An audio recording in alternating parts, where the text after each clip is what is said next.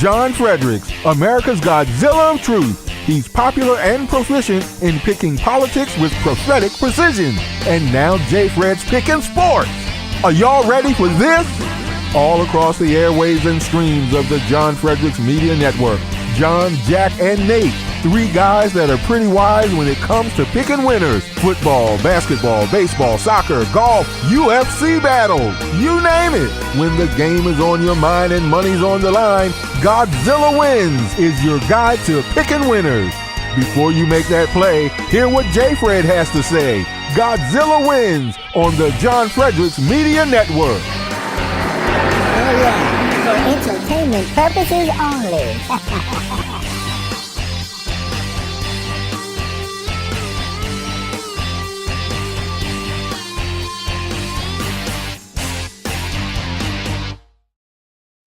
Good morning, everyone, and welcome to the Godzilla Wins Saturday Pick Show. I'm your host, Jack Fredericks, alongside my father, the Godzilla of Truth, John Fredericks, who should be on shortly, and senior editor to GodzillaWins.com. That's Nate Perry. Both will be joining us pretty shortly here. We got an interesting and packed schedule for you today. First hour, we're going to be talking about the WWE Netflix merger and all this Vince McMahon chaos that has propelled the story forward in the last couple of days. We're also going to do a little golf betting updates, maybe talk some Josh Hader and do some college hockey talk, and just some NHL hockey talk, and then of course college hoops picks. We always have our college hoops picks for us. Top of the hour, that'd be 9:00 Eastern time. We're going to be joined by James Tillman III and Mitch Rogers to be talking about both the NFC and AFC championship games. We'll give you all of our picks, insight, and analysis. Talk about that coaching carousel. More hires, Bobby Slowick, and Raheem Morris from Atlanta. So a lot of stuff to talk about there. Will Bill Belichick get a job at some point? We shall see. So we're going to be talking about a lot of this stuff this morning. Great show, packed show for you today.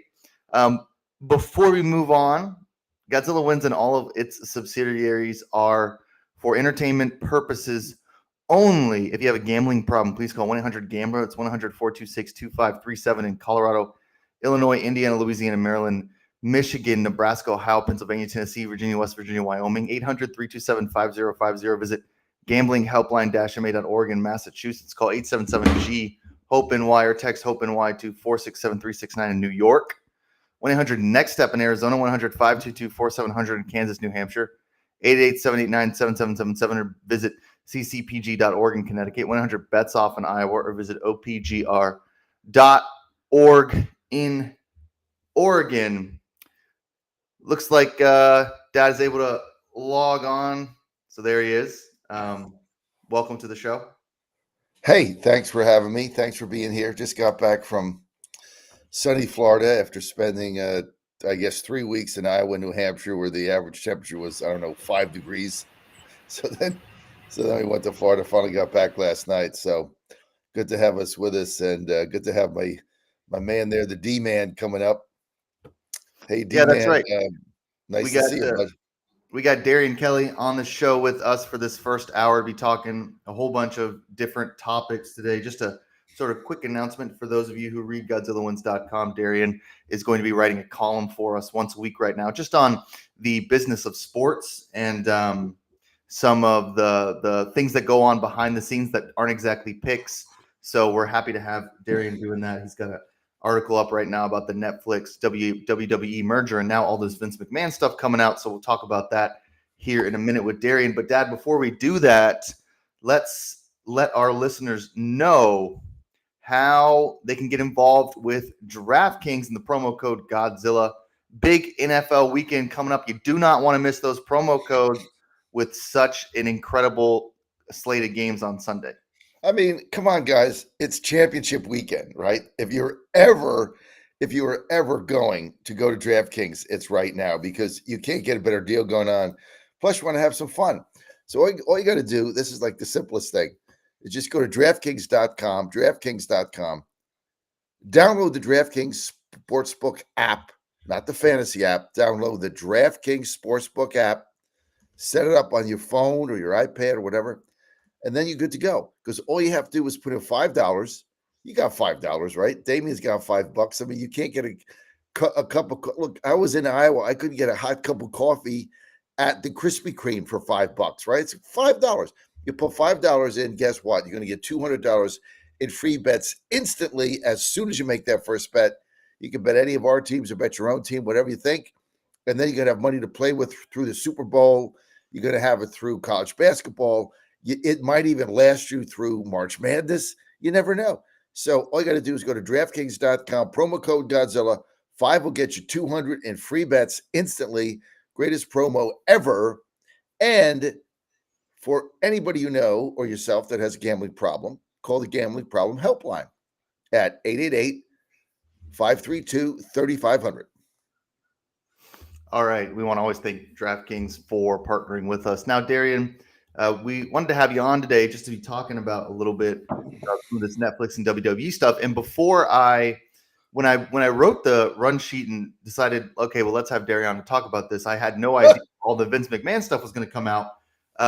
So I guess we have a like two things to talk about, really. But first, I just want to talk about the WWE Netflix merger because it doesn't have as much to do with McMahon, who resigned as chairman, and just the sort of changing landscape of sports entertainment right now. I mean, WWE or really any sport. I mean, we saw this with the NFL and Peacock. Like a lot of these events are just moving to streaming services. Oh, we lost Darian. I'm sure he'll be back. But Dad, I mean, we can talk about this without even just talking about the WWE for a minute. A lot of these sports are switching to streaming services, and the WWE linked to this huge deal with Netflix because of that. So we can talk a little bit about that, Dad. I don't know your thoughts on. It doesn't have to be the WWE specifically, but just the changing landscape here in sports. Well, I mean, look, I think anybody that follows athletics now understands that streaming is going to be a growing part of the business, and you're not going to be able to do anything about it. And the old days where you'd watch Monday Night Football with your father, like I did, and you'd put on Channel 7 after laughing, and the game was on. I mean, those days are just going away. So and a lot of the streaming services are now charging, obviously, so that's a revenue source for them. But as people become more and more comfortable with streams, like I live in Pittsburgh, we came home last night. Electricity was out. Well, we have a streaming service because there's no cable available. Like, it doesn't exist here. You can't buy it. They didn't lay the wires because they think it's passé. So we come home and we have, I think, DirecTV Stream. That didn't work, and we were on the phone with them, and finally I just hung up. I figured out tomorrow. But this is now, part of life. Probably 80% of the TV that my family consumes now is on some kind of a streaming platform. 80%. So that's where everything is going. Now, should you be paying for the streaming platform as a whole and then be paying for a playoff game on Peacock? I mean, that's absurd. No one should do that. That pisses me off. But this is where it's headed.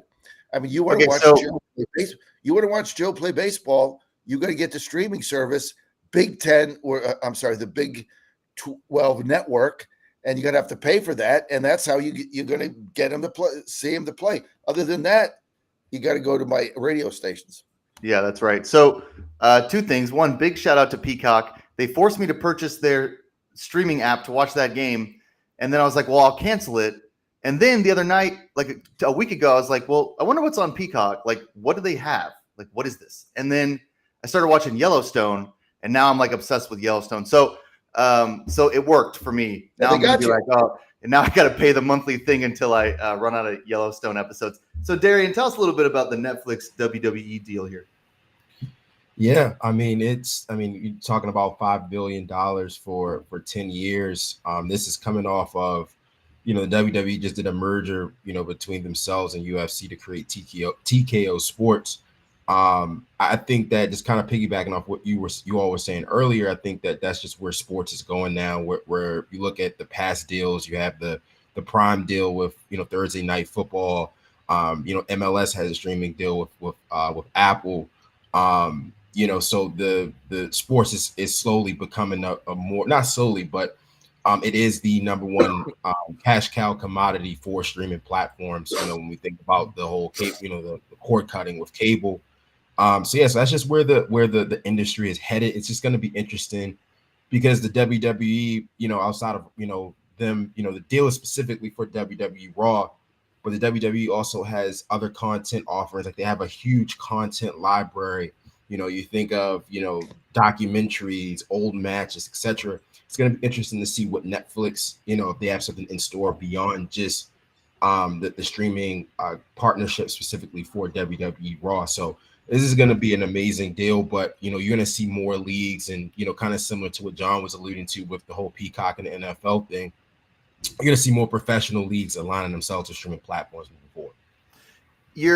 In the article this week, Darren, you mentioned the opportunity that Netflix has to basically reproduce or produce a bunch of the docu-series that the WWE has been putting out, since I was a kid, probably before that. I mean, I remember going to like used DVD stores and finding, like old like ECW documentaries and stuff, and and watching those. I mean, that's a big part of the WWE's platform is those types of documentaries, because they're storytellers. So they're happy to create more narratives that happened 20 years ago in the golden era of wrestling for a lot of people and stuff like that. So, I mean, there is a lot of opportunity for Netflix in that mode, even though it's just for Raw. WWE has been a major cornerstone of cable for a long time. These channels like the Sci-Fi Channel, USA, E, like all these channels have been, and NBC, they've been carrying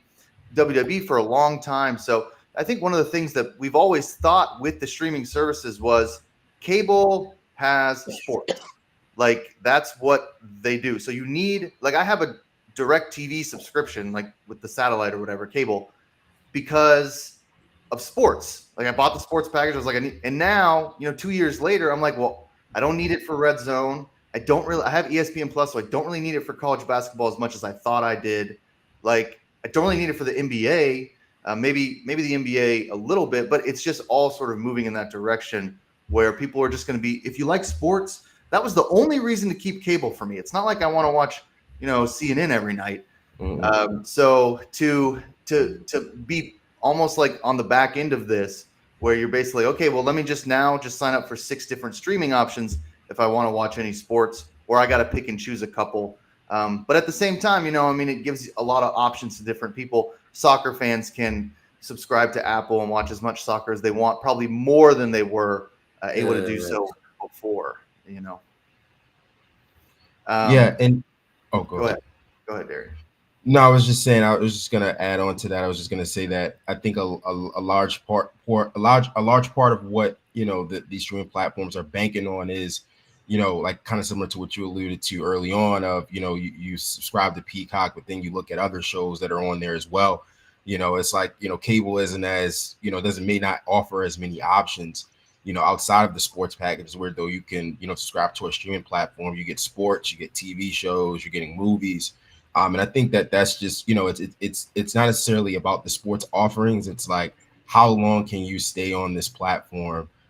What else can we offer you to keep you there beyond just the sports? Yeah, I mean, you're right. Yes and no. Go ahead. With some sports with some platforms, you're absolutely right. Like Peacock is doing it right in that Peacock has the NFL, the Premier League, Big Ten sports, and hundreds of other titles, all with one tier. MLS and Apple is an example of how not to do it, because you have to pay for MLS separately as its own standalone thing. Like you pay for Apple, you don't get MLS with that. You have to MLS moving to Apple has resulted in me watching zero MLS matches on this past year. Because you're right. I refuse to pay for it.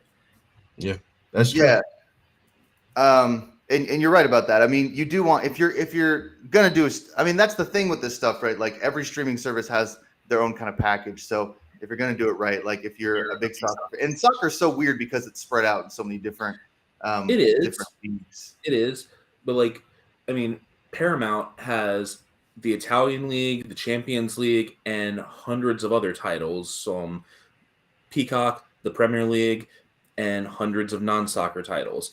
And MLS on Apple, you got to pay for MLS, and that's it. Like its own separate standalone pack. And I'm sorry, but MLS, the quality just is not up to par, and it just is not going to get people to go over there just for that when you're not getting all the other stuff with it. Like maybe if Apple had bundled MLS as part of their standard subscription package, okay, I could see that. But adding it behind a separate paywall, I'm sorry, like we have Apple TV and we're not adding MLS onto that. Like I'm sorry, I love the Sounders, but if that's the entryway, I'll just go watch another soccer league. And that's the cable direct TV model, which is like buy the package, but then it's like, oh, you want to watch a game? No, you have to pay more. So, I mean, that is a way definitely not to do it. Now, Darren, before we let you go here, I do want to talk a little bit about the Vince McMahon issue because this has been, now, Darren, I mean, I'll set it up for you and you can just kind of give the audience your thoughts on if this affects the WWE at all. That's kind of my main question with this merger happening. But, I mean, the Vince McMahon accusations have been around for many, many years.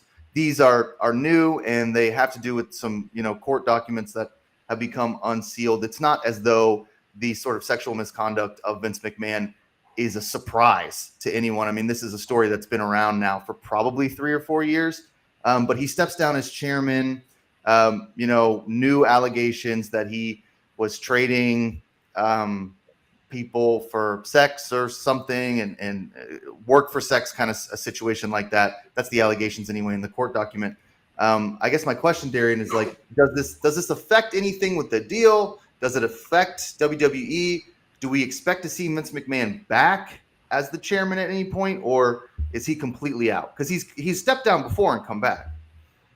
Yeah, I think this is. I don't think that it's going to impact the deal. Because I think that they, I feel like they already kind of similar to what you alluded to. They already kind of knew the history of it, so it's like you already knew what you were signing up for. But I don't think that you're gonna. I think that now as they move forward, I think you're gonna see less and less of Vince McMahon. Like I said, I don't understand why he came back to be chairman. I think that once that merger happened between the WWE and UFC, I feel like it was just more of a, you should have just bowed out and just gone and done something else, because at that point, I don't really like kind of see the need, for him. He's already built the business. It's like it's just kind of time for you to go and do something else. But at the same time, I don't think it's going to really impact the deal. I just think that you're going to slowly kind of see Vince McMahon get, faded out. And I think that they're just going to move forward with it. I don't think they're going to be penalized at all, or it's going to impact anything moving forward. Dad, the reason you can speak to this, and I can tell you exactly the reason Vince McMahon came back, because he built the company and he couldn't stay out because this is his baby and he's been promoting this thing for 40 years. He couldn't fathom the idea of giving up control. And even with these allegations from a couple of years ago where he was sort of forced out, then he came back. His daughter kind of runs some of it. Triple H runs a lot of it. I mean, the reason he came back, I think, and I'm sure everyone told him, look, you need to retire. Like this stuff isn't going to go away. But the reason he came back is because this is his company, and he built the whole thing, and I don't think he feels like he can leave it. You nailed it. I mean, ego and the pride of ownership and what he did, and don't forget his wife, Linda McMahon. By the way, she ran, I think, for U.S. Senate in Connecticut, and I think she served in the Trump administration as the director of the Small Business Association. Yeah. So these people are well connected. I mean, I like Linda. I've had her on my show a number of times. Savvy and intelligent woman. You deal with her, you can see how they built this company. But it's tough to walk away when you build something from nothing and it becomes that successful. But that's why it's so important that you have other things in your life I mean, you got to have other things in your life. If that's your obsession and your baby and that's all you have, what good is it if you just at some point can't walk away, turn it over to other people that can even make it better in the next stage of it? You still own the stock, you still own a percentage of it, but go retire, play golf, spend time with your grandchildren, spend time with Linda. But he couldn't do it. And now he's in federal court. I mean, once you get to federal court, all bets are off, guys. I mean, it's a dangerous thing. I mean, I've seen it. I don't want to get into politics. I got a couple of friends of mine, a very good friend of mine the other day, Peter Navarro, got sentenced to 4 months in jail. He's a dear friend. Once you get to the federal court system, all bets are off. I mean, now you're dealing with the federal government with unlimited resources. And it's just, and if they want to get you, they're going to get you. So I don't know what this guy did. I have no knowledge one way or the other. It doesn't sound good. Certainly what was in the press, it sounds like, it was really bad. But he's got bigger issues for his freedom now than anything else. I mean, he's an older guy, but you're right. Had he just gotten out, he'd have been a lot better off. I don't know if these allegations would have continued to follow him, but once you get to the federal court level, man, it's a very scary thing. That's right. Darian, we want to thank you for coming on to talk about the WWE and this merger here. You can find Darian on Twitter, X now, at DK Sports 410. You can find his writing at GodzillaWins.com. We're excited to have his column on sports business here. So, Darian, thanks for joining us, and we'll catch you later. Now, Dad, thanks, Darian. Before we talk about, get into some NHL, some hockey, we got some college picks, all that stuff. We got to talk a little bit about Healthy Cell and how incredible they've been as both a partner and sponsor of the show and just those incredible products. One of the reasons, Dad, that you're the first other than me to log on to the show every Saturday is because of that Healthy Cell supplements. You're able to get that sleep. Tell us a little bit about how people can get involved in Healthy Cell, how they can use that promo code to better their life. Well, let me start with this. Nate, did we ever send you that Healthy Cell? Did I ever do that? I got to send it today. I'm going to be sure that Ann's got my address. Ann's got your address. I know every week I got to say I'm going to send it. I never do, but I'm going to send it to you. But look, I was on the road. I left January 5th, and I just got back last night. So I was on the road for 22 days.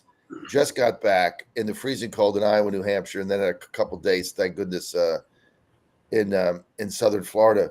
But you can't do this if you don't get a good night's sleep. I mean, you cannot do what I do and get up at 4 a.m. And when I was on Des Moines, that's Central Time, I was getting up at 3. And then you go into events at night. I mean, the body can't sustain that. If you're only getting 5 or 6 or 7 hours sleep a night, it has got to be the deepest sleep that you can do, or you're just not going to be able to function. And that's why REM sleep, if I would say to you, what is a partner of the success we're having in my business? I would say Healthy Cell and REM sleep, not only because they're a sponsor, but because they help me function and get through the week. And they're going to change your life. I don't say this about a lot of things, but it's really going to change your life because that deep sleep is going to turn you into a new person. And it's so easy. All you got to do is go to healthycell.com/Godzilla. Promo code Godzilla. You're going to get 20% off. Get a 3-month supply. That's what I would do if I were you. Take it 15 minutes. You just tear it off, down it. Take it 15 minutes before you go to bed, and you're going to sleep like a baby. Whether you get 6 hours or 8 hours or 9, you're going to go in that deep sleep because it supports all 4 functions of sleep, and it's completely natural. And Mom and I came home last night, and I had run out of it on the road.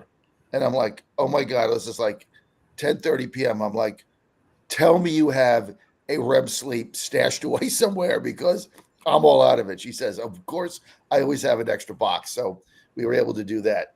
healthycell.com/Godzilla is all you got to do. And put in promo code Godzilla, get 20% off. Change your life. And it's all natural. You're listening to the Godzilla Win Saturday Pick Show here on this lovely Saturday morning. We're talking NHL hockey in a minute here, joined with Dan Angel Nate and my father. Now, Nate, before we get into the hockey, because we got to get Dan some hockey time here, let's talk a little bit about your golf betting card this week. Every week you post your golf betting card for the PGA Tour, and we really am hoping you'll do some DP World Tour stuff as well. But what we're really interested in right now is not necessarily your betting card, because if anyone follows Nate in his golf gambling, it's always it's mercurial at best. He's not always picking winners. But we do want to just get a little Chan Cam here. Chan Kim, your favorite golfer now on the PGA Tour. How's he doing this weekend? Missed the cut this week. Okay. 2 under wasn't good enough, but that's okay. We were right on the cut line. But on to next week, And I think last week now he had some success, and he was top 20 last week. Yeah, he was after 16. Yeah. So the PGA Tour wrote an article about him, and you were like feeling vindicated, like, oh, finally my boy is getting some press. The guy has arrived, and then he missed the cut this week. And I thought he played well this week. I wrote about him in the column specifically. Like, I was like, Chan Kim is a good bet at 300-1. Missed cut. So, sometimes you miss. Not every 300-1 pick there can hit. If it did, none of us would be working on this show at all. That's true. So that's true. Well, there's our Chan Cam, our little Chan Kim golf talk there. Don't want to do too much golf, otherwise everybody will turn it off. Not that we don't all love golf, but tough to do it on a radio show about all sports to be talking too much about golf. But we will talk a little bit about the NHL and hockey, because Dan, you got a lot of hockey picks. I know you always do. Do a little hockey talk here. Dad wants you to go get some more Beard Vet coffee. I'm sure he'll be back in a minute. He's always got some picks. So Dan, lead us off here. What are some NHL picks you got going on this week? All right. Well, first one on that I got to look at is Ottawa just keeps finding new ways to screw things up. I mean, it's at this point, it's actually not really that much of a negative, because we're going to land a really good draft pick if we keep doing this. So, I mean, I'm just going to enjoy it. The Rangers are a much stronger team than the Senators, and I think Ottawa is very likely to find another way to blow this game. They'll stay in the game just fine. So looking for a lower risk play, Ottawa plus 1.5 on the puck line makes sense. But I think the Rangers just win on the money line, minus 120. I will take the Fighting John Fredericks of Manitoba, also known as the Winnipeg Jets, against the Toronto Maple Leafs, because the Leafs are just terrible on the road. They're 8-16 on the puck line away from home, so that's going to play right into Winnipeg's hands. It's not going to be quite whiteout conditions, because they save that for the playoffs, but I think Winnipeg makes a lot of sense in that. So that, I think, is a solid play. I'm going to take the Capitals on the puck line against Dallas. Dallas really just does not win by huge margins. The Stars have been really weak on the puck line this year. They're 15-8-2 straight up at home, but they're only 7-18 at home on the puck line. So I think Washington can hang around, and with Dallas going off at minus 230 on the money line, there's way too much value on Washington plus 1.5. So I'll take the Capitals on the puck line away. And then I'm going to go with Philadelphia at home against Boston. I think the Flyers are a sneaky good team that's caught in a really tough division. The Metro is just so loaded this year with the Rangers, the Hurricanes, and the Flyers at the top of that division. And I like Philadelphia's chances at home against Boston.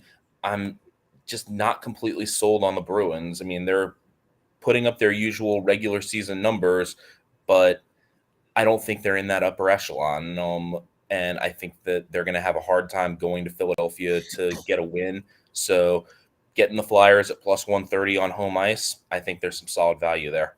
And then just because Edmonton keeps finding ways to win, I'll just throw them in on the money line, even though there's no value there. Oilers minus 205.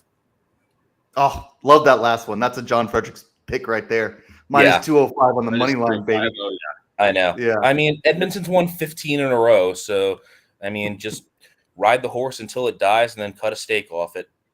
Yeah, there you go.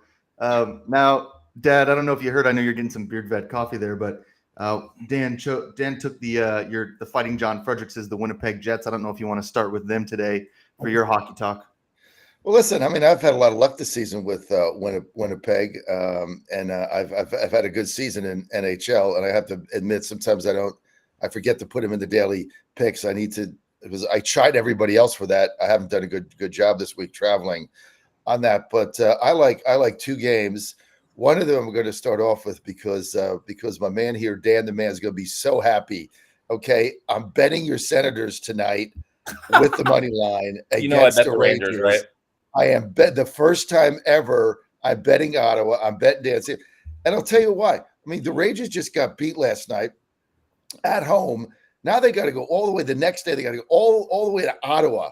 I think that's pretty far, right? I mean, I'm not a good Canadian geography guy, but like it's not like they're going to Montreal, right? Isn't Ottawa on the other side of Canada? That's like a long flight. Ottawa and Montreal are only like 2 hours apart, John. Well, it's 2 hours anyway. They got to go. Anyway, the Rangers, you watch them, and sometimes you think, who's going to beat this team? I mean, they got speed. They play great defense. I mean, their power plays are awesome. I love watching them on TV. But then, I mean, they got beat last night. Now they go. I just think the Senators, 18-24, have actually played better than we give them credit for. They're also tough at home. I think this is a trap game for New York. I really do. So I'm going to go with the Senators. I'm going to take 115, and I'm going to make Dan happy. So I'm going with the Senators. I'll go with the Senators. And of course, look, I mean, I hate to tell you guys this, but I'm in Pittsburgh. It's Friday night. Now, what do you do in January, at the end of January in Pittsburgh on a Friday night? There's only one thing to do here, and that is go to the Penguins game. Or Saturday night. I'm sorry, I get days mixed up. Saturday night, Pittsburgh. I'm going to go with the Pens. Have they played? Who the hell knows? All I know is they're very tough at home. So I'm going to go with Pittsburgh. I'm going to go with Pittsburgh here. I'm going to go with the other game. The other game I like is Detroit at home. Now they're minus 135, but Detroit also very tough at home. 25-18 overall. So they're right there. Golden Knights on the road, not that far. Obviously, have to go to Detroit, but I'm going to go with the Red Wings tonight. Now, Dan, just for clarification, there, 2 hours for a flight might not be that long, but that's 2 hours on a bus. Oh yeah, okay. Well, on a bus, then come on now.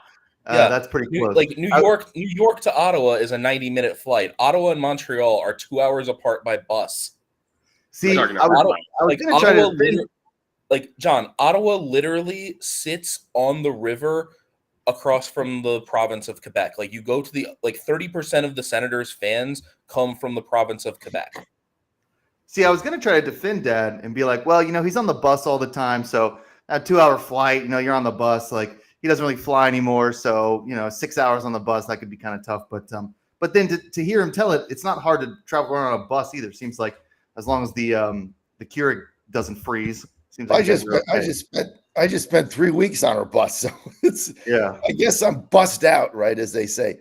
But I don't know if I told this story last week, but when we were in Des Moines, I guess there were 3 days where it was minus 20, and the hydraulic fluid system in the bus froze.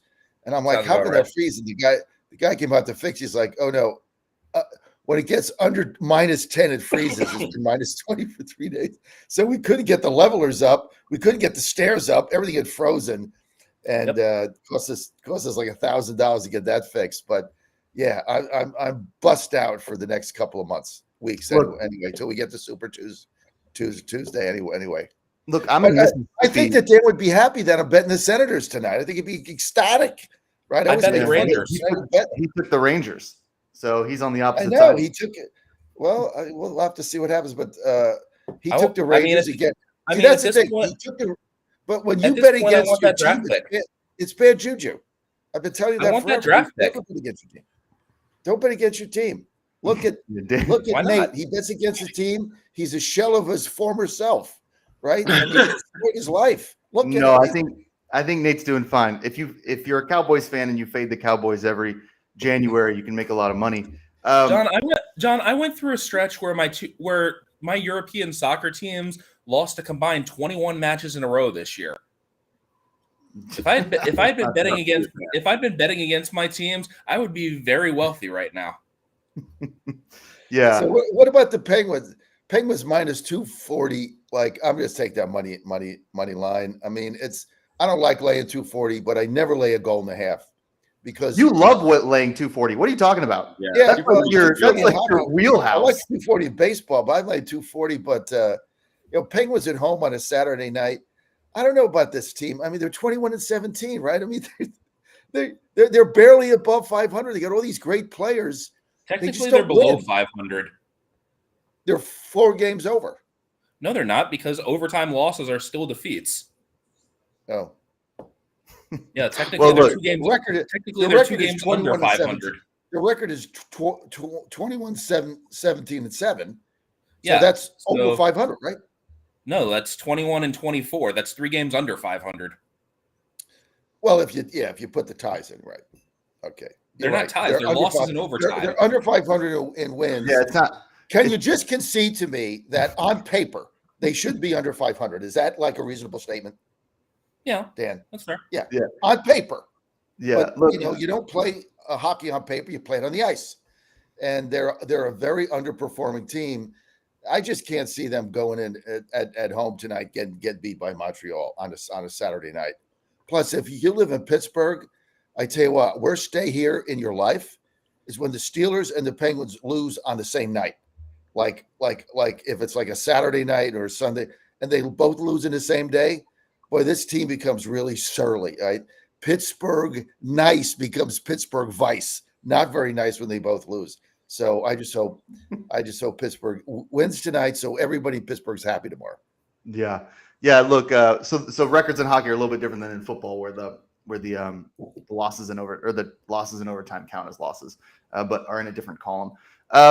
Speaking of the ice, I'll tell a quick story here because we were in Mississippi stuck in the snow and ice for like a week, which is really odd. But the temperature didn't get above, I don't know, maybe 20 for about a week. There was a bunch of ice on the ground, so we're kind of snowed in. And out here, the houses are not built to sustain any of that. So you got everything freezes. You can't get the house warm. Blah blah blah.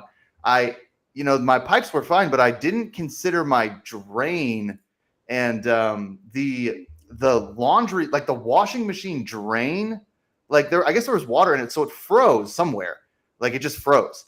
And at some point, I was like, all right, I got to do some laundry. So I tossed some laundry in there, and as it's draining, I'm like outside doing something, and as it's draining, I hear the water, and there's just water like flying out of the drain because it had frozen, and so whatever the washing machine was trying to drain couldn't do it. So that was kind of a mess. I had to drain all the water in a mop bucket and throw it outside, and I slipped on the ice.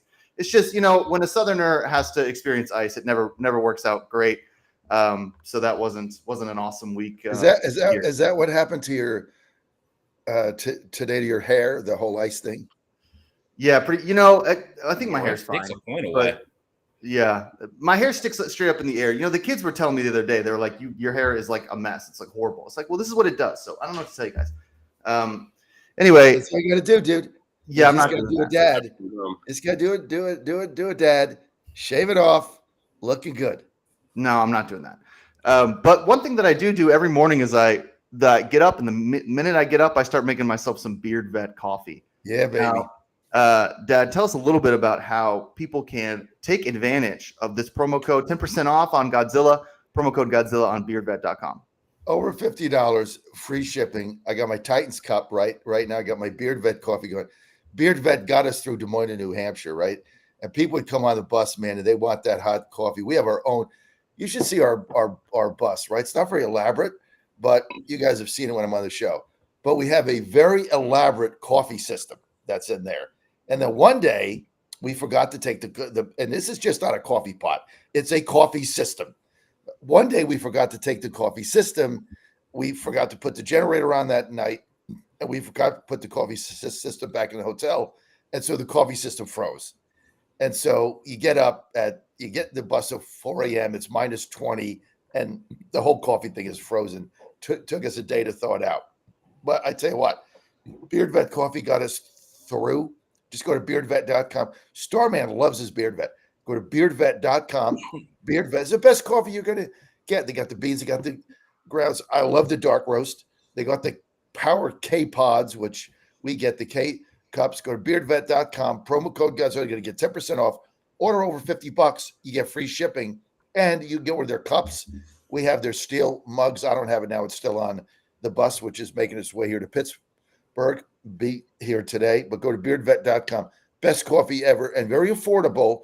Not like those coffees that try to charge $1.80 a pod. I wouldn't buy that. It's about 55 cents a pod. Great coffee, reasonably priced. Promo code Godzilla. Going to get 10% off. Over $50 shipping. Free. Beardvet.com. You're listening to the Godzilla Win Saturday Pick Show. I'm here with Dan Angel, Nate Perry, and my father, the Godzilla of Truth, John Fredericks. We're going to talk a little college hoops now. Season's starting to warm up here. We are officially about a month and a half away from March Madness. The tournament play should start here pretty soon. Dan has been grinding on college basketball for GodzillaWins.com. Go to GodzillaWins.com, find all his picks on college basketball right now, NHL, everything else that he's writing about. Nate, we're going to start with you here. I know you got some college hoops picks. You're not just a golf guy. You're also losing money with college basketball. So how can you turn that ship around this Saturday with the college hoops? Well, if you want to lose some money in college hoops with me, these are my picks. So first game I like some kind of earlier games. I like 9:30. Georgetown is going to Providence to play them. I kind of like Providence here. Pretty much every like, sort of place that I kind of quickly look to scan odds, Ken Palm, Torvik, whatever, have this sort of around 14. Providence is minus 11.5 when I got it. So I bet Providence there. Looks like it's pretty much stayed there. So Providence minus 11.5 is my first pick. I like Mississippi State as a small home dog against Auburn. Auburn's stock is basically as high as possible right now. They're number 8 in the country. This just looks like a tough spot for them, and I'm always sort of looking for an upset here, and this looks like a good spot for Mississippi State, so I like them plus 2.5, and then I like Wyoming plus 8.5 in the Mountain West against Colorado State. I watched Colorado State in person on Wednesday when Nevada beat them. I don't know if they're that good, and I think Wyoming is sort of sneaky good. They've covered the last 2 in a row, so I like Wyoming here. So Providence minus 11.5, Mississippi State plus 2.5, and Wyoming plus 8.5. My picks. Wyoming, there we go. Love Laramie, one of my favorite towns that I've driven through. Never had the opportunity to stop there, but I did pass it on the highway once and was like, I'd like to get a beer in Laramie one day. Hasn't happened yet, but maybe it will. So go Cowboys. I think that's their mascot. Dan would know. That is their mascot. That's right.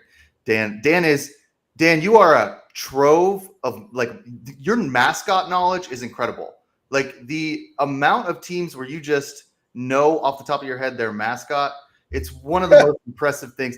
You're always like, and I was reminded of that with your Substack, which I read, where, it'll be, and I mean, I can't remember specifically what it was, but it'll be some team that I've never heard of. And you'll be like, oh yeah, the Fighting Red Hens, they didn't do it for me last week. And I'm like, what? So, shout out to your mascot knowledge there. I know you got a lot of college basketball picks, Dan. So yeah, go ahead. Amy and I have talked about that. I don't know if you guys have seen the new Fox game show, The Floor, but if I was competing on that, college mascots would probably be my specialty category. Yeah, so, it's pretty incredible. Yeah. So, well, I mean, when you have to follow 362 teams, that's just something you pick up on. So first play is I'm going to go with North Florida plus 7 at Eastern Kentucky. I really don't love betting against Eastern Kentucky when they're at home because the Colonels are deadly in Richmond, but North Florida's three-point shooting is just incredible. The team nickname is the Ospreys, but they call themselves the Birds of Trey because they just shoot the lights out. Birds of Trey, I love that. So I think they shoot 41% from behind the arc. They're leading the country in 3-point. So Eastern Kentucky's 3-point defense percentage is not good enough. North Florida should be able to shoot their way into staying in this game. I don't know if they can pull off the win. I wouldn't take them on the money line, but plus the 7, I really think there's a lot of value here. So the next play I like is Bellarmine against Jacksonville. Jacksonville just continues to get rocked on the road. So Jacksonville went to Eastern Kentucky a couple days ago. They ended up getting routed. And I think the same thing happens again against Bellarmine. I think the Knights really just take it to the Dolphins here. I'm not 100% sure what the line is. I've seen I think the last line I saw was 9, so that's what I'm going to go with. But yeah, I really like the Knights there. Nebraska against Maryland. Nebraska's got to win one of these road games if they're going to get into the tournament. And I just don't like Maryland's offense. I think Nebraska locks down, and the Huskers are getting 5.5 here in College Park. So I think there's some incredible value on this team. So I'm going to back Nebraska here. South Carolina, I think, is going to be a defensive struggle. South Carolina coming off the win over Kentucky, I think this might let. I would take the Gamecocks here, given how strong they've been at home all year and how terrible Missouri has been on the road. But with South Carolina coming off that win over Kentucky, I think this might be one where Missouri keeps it closer than they should. So I'm going to go with the under here because I don't think the Gamecocks are going to come out as strong because I think they're still going to be thinking about the Wildcats. And then finally, the last play is out here on the islands, Hawaii against Cal Poly. I think this has got to be the under. Hawaii's shooters just seem to have lost their confidence. Poly doesn't do anything well. So the Mustangs cannot score. They're, I think, 0-8 in the Big West now. And Hawaii just put up a absolute dud of a performance 2 nights ago. I think it is 2 nights ago now against Cal Santa Barbara. I was at that game. It went from 7-6 Hawaii to 28-7 Cal Santa Barbara in a matter of minutes because the Rainbow Warriors just couldn't hit anything. So I think the under is the way to go there. Shout out to Paul Peters on Facebook here for his constructive comments. Yeah, what is that? Videos. Yeah, I don't know. He's not loving Dan's stream, and he's really not loving my beard either. So it's the. He says, "Are you streaming on Microsoft?" All right. So listen. I mean, if anyone wants to help me, I'm on. Let's see, 18 of no air conditioning in this apartment. All right. Yeah. So look, Paul Peters, you made us. That's all the issue I've got at the same time. Somebody's got to fix the air conditioning in this building. To put a thing up on the stream and get everybody to laugh, Paul Peters. That's pretty funny. Yeah, that's shout out to Paul. He said Dan looks like a hostage video. If you're okay, blink twice. Yeah, look, we appreciate Dan fighting through the no AC and the 3 a.m. in Hawaii. But every once in a while you get a troll with some real creativity. So we're happy. That was interesting. Yeah, happy to have Paul here on Facebook. Probably our one viewer on Facebook there. So listen, before we move on here, you're listening to the Godzilla Win Saturday Picks show, both on the radio and apparently on a bunch of streaming platforms like Facebook. And we're going to talk a little bit now. Well, actually, Dad, I don't know if you have some college hoops picks. I got a couple. We can talk about that, and then we might move. I only got one. And that's Georgetown goes to Providence this afternoon to Friars. You can't bet this Georgetown team. I mean, they've lost. They lost 7 in a row. They're getting blown out by everybody. Butler just beat them by 30. They're losing in the conference. Friars haven't been that good either, but they have a really good defense. And at home, they're very tough. They've won their last couple of games. Providence to get back to 4-4 in the conference. The Big East is, if you follow college basketball and all you wanted to do is watch Big East games, you're probably in good shape because, man, it's grueling. It is a grueling conference. And Georgetown has one great player, Epps. He's not, he's kind of off and on, But I got to go with Providence here. They're minus 11.5.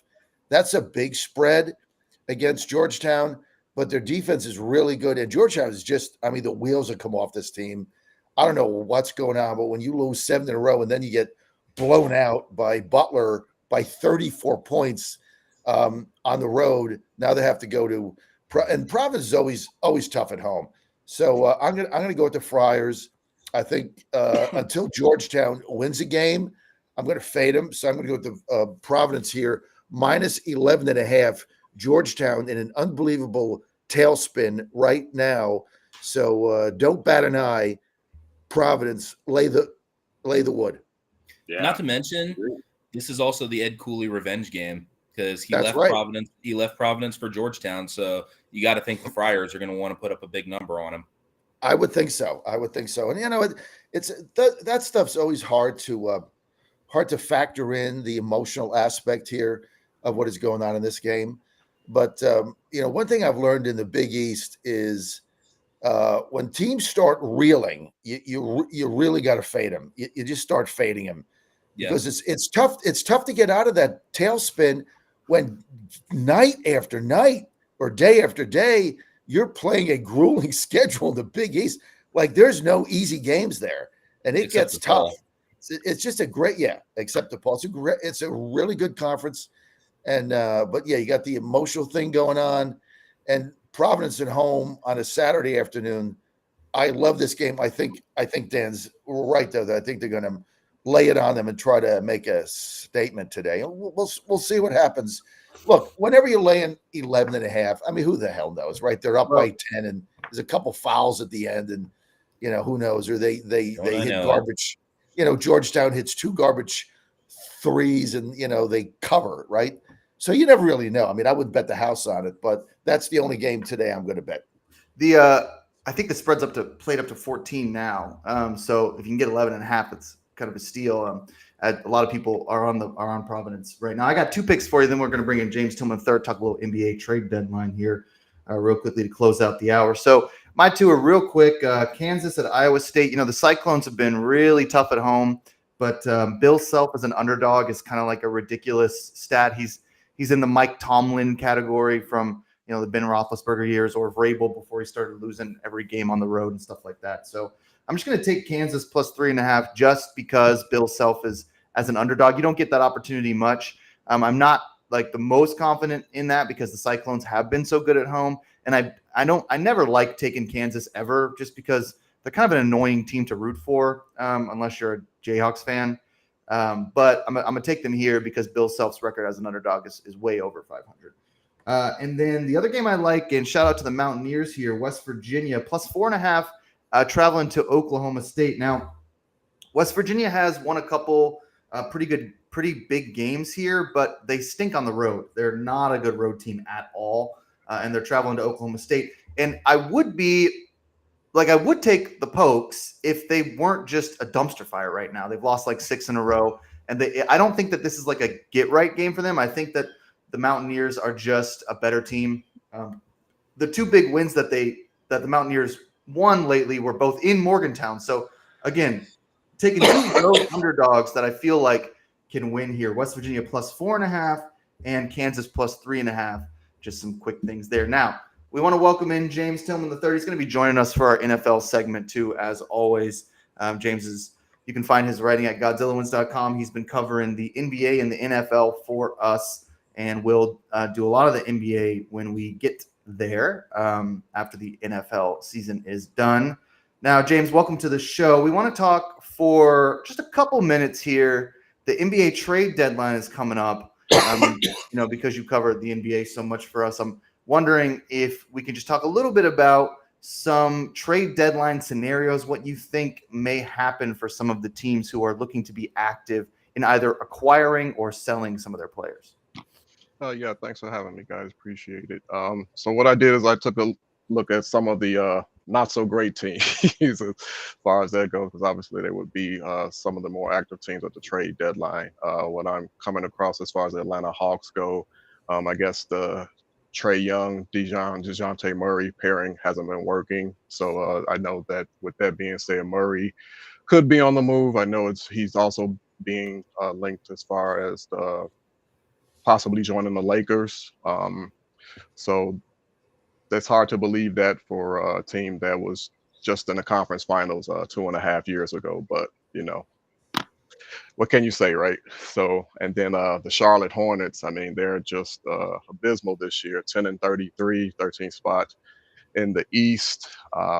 They dealt Terry Rozier to Miami Heat, so now they're going to need a pairing with LaMelo Ball. So this season is pretty much a wash for them.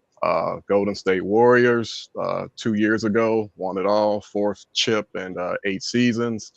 They're currently 19-23 in the 12th spot out west. I mean, we all know how the season began with the Draymond Green, Jordan Poole incident, and then the in-season suspension for Draymond Green, and Thompson averaging 17.5 points per game, his third lowest scoring output since coming into the league. So they may be looking to do something possibly with him only because he is on the last year of his contract and they could risk losing him for nothing. So, and the Chicago Bulls, my beloved team, if you will, they always seem to be rumored as far as the trade deadline go each and every year. They're in that weird space where they're not good enough to be a perennial playoff team, but then they're also not bad enough to land a high draft pick either. So some of the candidates from this roster, Zach LaVine, although his scenario could be a bit tricky because of his contract and his injury history as well. DeMar DeRozan's on the last year of his 3-year deal. And let's see what else we got. And also another name that's come up is Alex Caruso, which I'm kind of surprised at. He's probably their best player at both ends of the floor. So I would be very surprised if they moved him, but they've done stranger things. So, and that's what I have as far as that segment goes. So, James, real quick, because I was reminded of this when you said, your beloved Bulls. As a Bulls fan, so what do you think about this them booing the Krause family like a week ago? Yeah, I get it. I don't think it was the right thing to do, especially since, he's passed on, and, I didn't get a chance to see the ceremony, but I read some of the reports about his wife being in tears and everything like that. So give him his credit. I mean, he did bring the team together, but then he, at the same time, he also he kind of had like I don't know the adjective I want to use, but he had this personality about him that just rubbed people the wrong way, and especially a lot of the players. I mean, Jordan and Pippen especially. I mean, they rode him every chance they got, literally. So Yeah, I mean, I think Chicago's it's a tough place to be in a sporting event, like Pittsburgh, Philadelphia, New York. I mean, it's a tough town. So I guess the sort of everyone being up in arms about fans booing. I mean, I understand, right? Like these are like elderly people who the Bulls just wanted to celebrate for a minute. So Sure. I definitely kind of understand like the reasoning behind being sort of up in arms, but the pearl clutching is like a little much. I mean, fans are fans. Like they just do. It's. I mean, the guy's dead. I mean, come on, man. The guy's dead. Okay, and you're doing an honor. His family's there, and you're booing. I mean, I know how tough it is in some of these leagues, and I'm sure they would have been throwing beer cans at him, and if it was in Philadelphia or something. So I get it, but it's just it's tough on the family. Right. I mean, we don't know what the kind of guy he is. Maybe he was a loving husband and father. I don't know. But, you go there to honor the guy and the fans boo. I mean, it's just, the guy's dead. Right. Move on. I mean, I just don't believe in that. And I thought that was a very sad state of affairs, regardless of what he's done. And, we all have our problems with owners, coaches, managers, and stuff like that. We all have our problems as sports fans.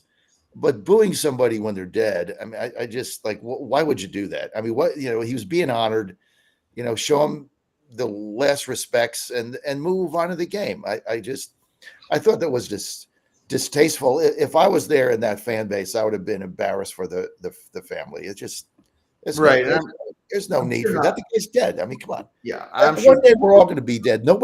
Not one of us here, whatever our legacy is, whatever it is, at whatever time that somebody mentions us, none of us want to get booed when we're dead. It's just not. The guy's gone. Right? Stop. No class. Yeah, absolutely.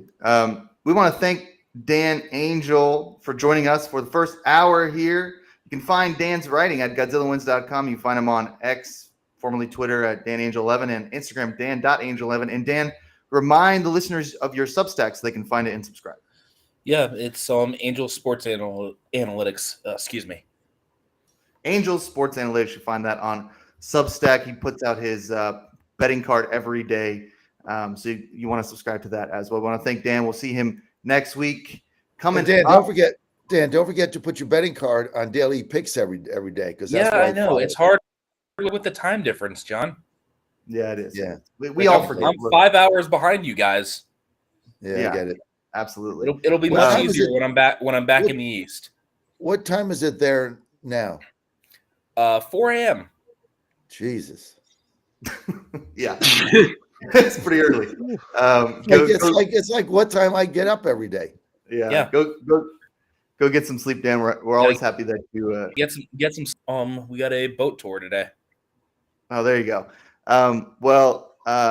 Thanks for joining us, Dan, and we'll see you next week. Coming up, we're going to be talking NFL with Mitch Rogers and James Tillman III, the NFC Championship game, the AFC Championship game, all the good news coming up here. Don't change the dial. We'll be right back. Wait, did somebody say Josh Hader?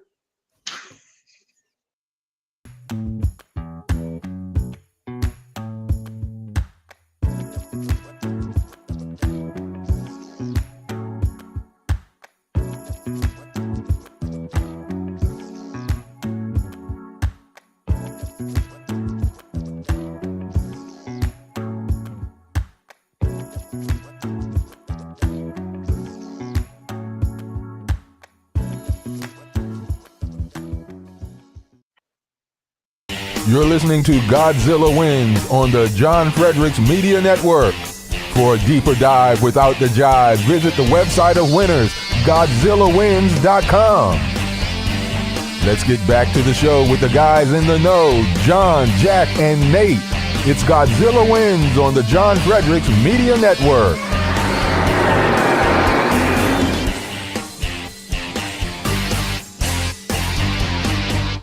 You're listening to the Godzilla Wins Saturday Pick Show. We're here talking NFL with James Tillman III and Mitch Rogers, two of our beat writers for GodzillaWins.com, and Nate Perry, senior editor for GodzillaWins.com. We're also with my father, the Godzilla of Truth, John Fredericks, who disappeared. I'm sure he went to go get some beard vet coffee, and he'll be back very shortly. We want to welcome in Mitch and James to be talking a little NFL here. Before we get to that, though, we want to talk a little bit about one of our sponsors, My Pillow.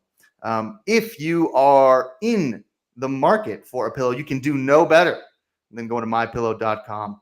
That's mypillow.com. Promo code FUN gets you up to 80% off. And hey, look, there's not just pillows at mypillow.com. That's what's so crazy about this website. There's so many other products as well. You get the slippers. Slippers are really, really comfortable. You got the towels, get some hand washcloths, all sorts of stuff there on mypillow.com. All you got to do is go to mypillow.com, put in that promo code FUN, and look, these deals are really insane. I mean, up to 80% off on some of the stuff. So even though the products are reasonably priced anyway, getting 80% off basically, you can't afford not to, I think, at that price. So, we know Mitch loves mypillow.com as well. So he shares my enthusiasm for MyPillow. So you go to mypillow.com, promo code FUN, get that 80% off, and you can get as many pillows as you need at that price. Now, happy to have everybody here. We're going to start here with the coaching carousel. A lot of big news, big names here. John Harbaugh inks his deal with the Los Angeles Chargers. The Falcons hire Raheem Morris. I think the Titans hired Brian Callahan, if I'm remembering correctly. So not a lot of coaching options open. everybody sort of getting filled in here. So let's start with John Harbaugh. That's the biggest news. He was the biggest name. Nate, we'll start with you. This seemed like the landing spot he was always going to go to. Does this change everything for the Chargers? Like, is Harbaugh the guy to bring them to the next level, finally get them into a Super Bowl? I mean, I think that I think that the Chargers have to be really happy, right? And Harbaugh has to be happy too. The Chargers were the most sort of ready-made team to contend, in terms of like roster for years. I mean, we've been talking about how they look like they're poised to break out for what feels like Justin Herbert's entire career at this point. So what, 3 or 4 or 5 years? They just never had the coaching, but Harbaugh just doesn't miss. I mean, he's been great. He's he basically was like what. Let me pull it up. 44, 19, and 1 in the NFL in 4 seasons with the 49ers. I mean, that's a great record. So, I think they have to be really happy. I think Jim Harbaugh has to be happy that the team looks, pretty solid. It's not a team that's on its sort of, last legs like the Titans or the Falcons, where they have like sort of real problems and a real rebuild. Like the Chargers are there. So yeah, great hire. Now, James, there were some rumors that, and I don't know how true these rumors are, but as a Bears fan, I figure I'd at least twist the knife a little bit more. There's some rumors that Harbaugh wanted to go to Chicago and work with Justin Fields, and that the Bears decided instead they'd keep Eberflus. Don't know how you feel about that, if you would have rather had Harbaugh or not, or if you're an Eberflus guy. I'm not sure how true those rumors are as well. I hadn't heard anything about it, but if given the choice, with all due respect to Eberflus, I would definitely take Harbaugh. that's just my take. I mean, as Nate said, he's been successful every stop he's been at. 29-6, University of San Diego, 89-25, Michigan. Helped guide them to their first chip since the 1997 season. And then, during his run with the 49ers, they went to a Super Bowl, narrowly lost to the Ravens, and they went to the conference championship game his first 3 seasons there. So I think it's a good hire by the Chargers. Yeah, I mean, it was always the place I think Harbaugh wanted to go. Most complete team, ready to win. Herbert is a real quarterback. Which plus it's a great place to live. I mean, San Diego, or what was the other one you guys mentioned? Chicago. Pick one, right? Right. Yeah. I mean, place to live. Yeah, and he spent a lot of time in California, so it makes a lot of sense there.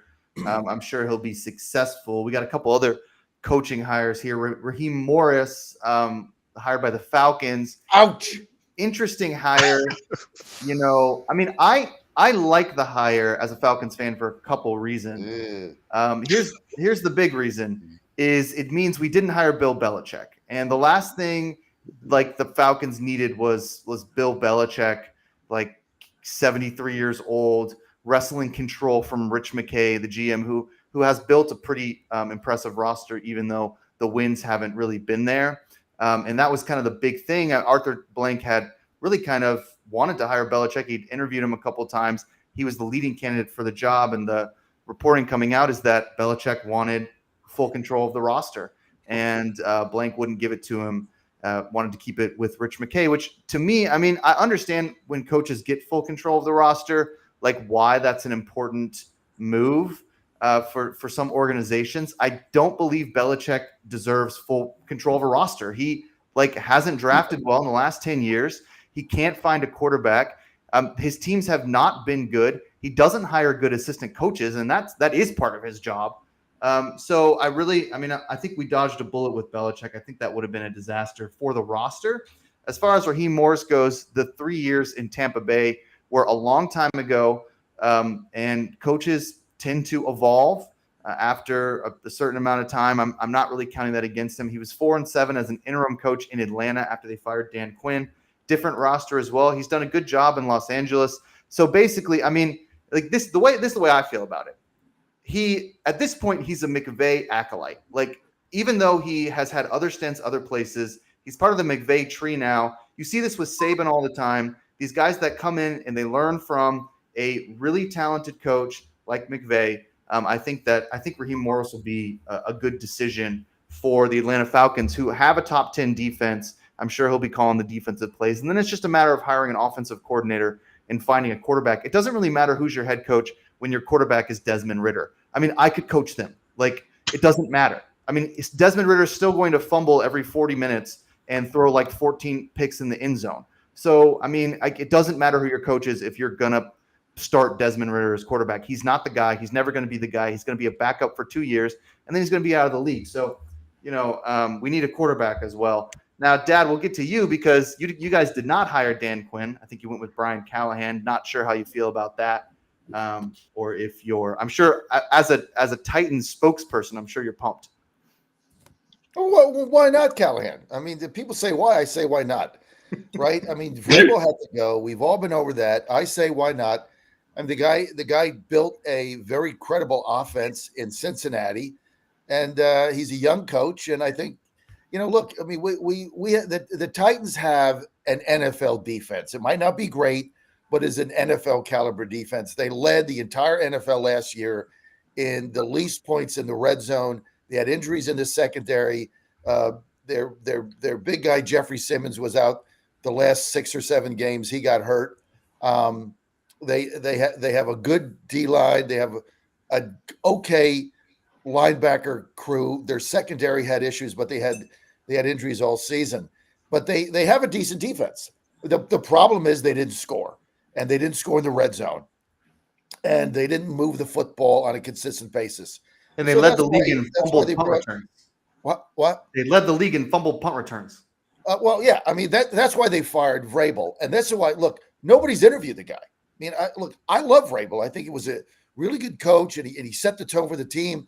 But they led the league in fumbled punts. They led the league in third down PIs over 8 yards.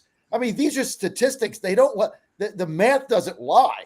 I mean, it's just they were just not a good football team, and he lost 16 out of the last 23 games or 22 games. So out.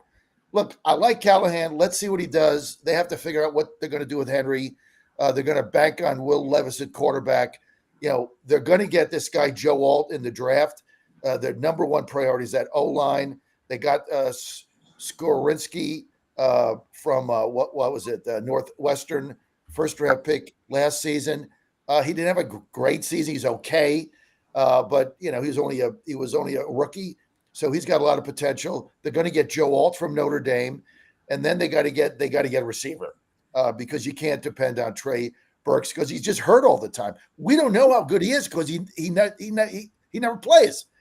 You know what you got in D-Hop, and you go from there. And maybe they start a little bit of a rebuild here, but I think a couple good draft picks, and they're competitive. I'm not saying they're going to win the Super Bowl or anything, but a couple good draft picks here, a good season by Will, their quarterback, and they're competitive in that conference. And maybe they win 9-10 games and get the 7th seed. They're going to be a lot more fun to watch under Callahan than they were under Vrabel. Last season for me as a Titans Oilers fan, dating back to God knows when, I was 7 years old. That was the most painful season. And I went through seasons where they won 2 games, 1 game, but you knew they sucked. That was the most painful season. I mean, sitting there every time we stopped somebody on third down and they punted the football, you shut your eyes and prayed we catch it. You can't go through a season that way. So, look, I say why not? We'll see what happens. I think there's some optimism now. And the problem with Vrabel is the same problem with Billy B. They want control. That never works. It didn't work for Belichick. It didn't when Brady was gone.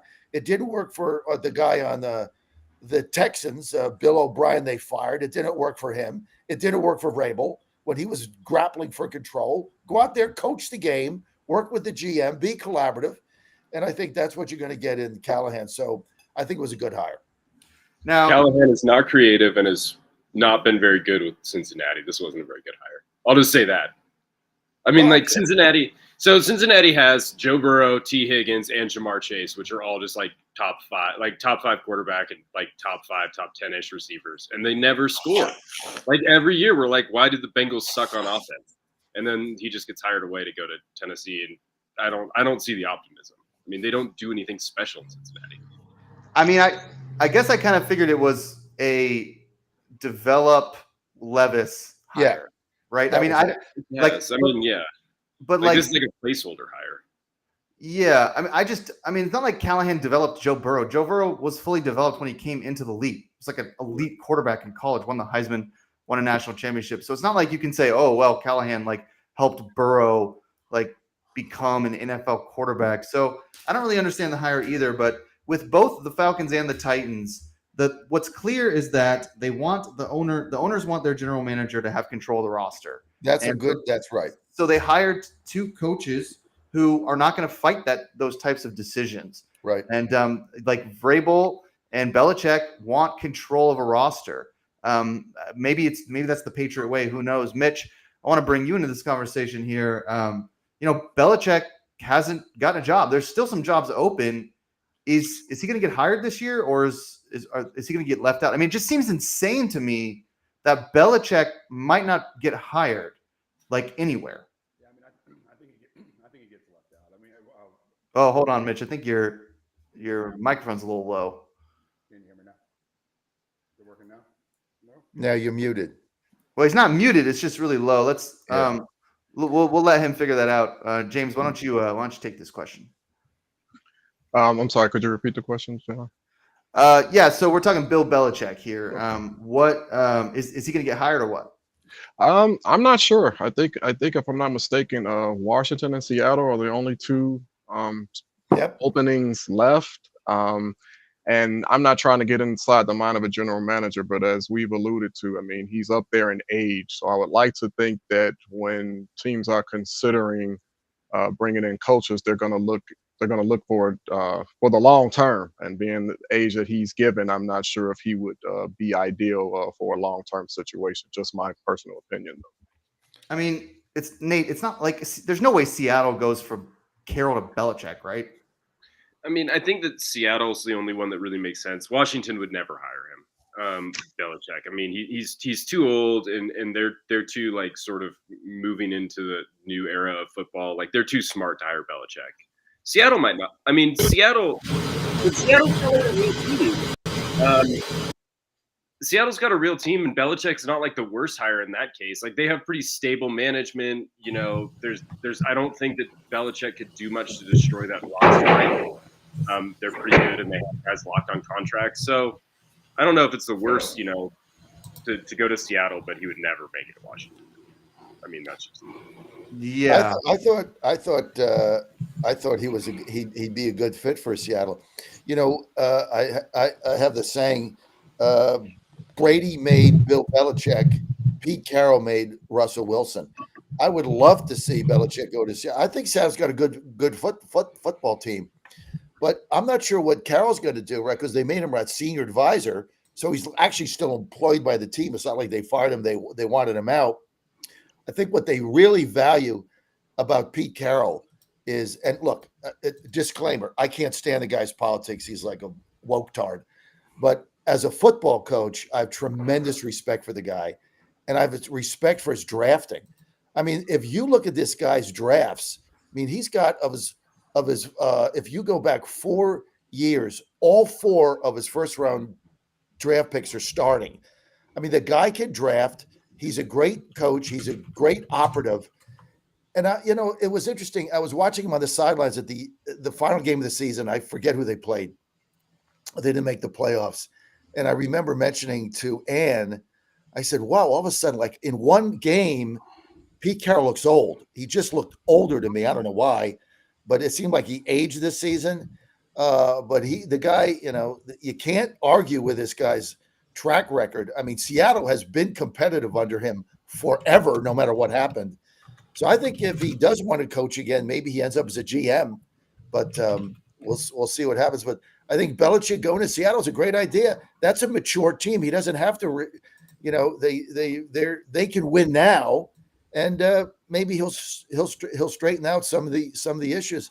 I think that would be a good move for Seattle. Yeah, I mean, like a defensive improvement in Seattle might be enough to like get them over the hump and at least be in the playoffs. Yeah, for sure.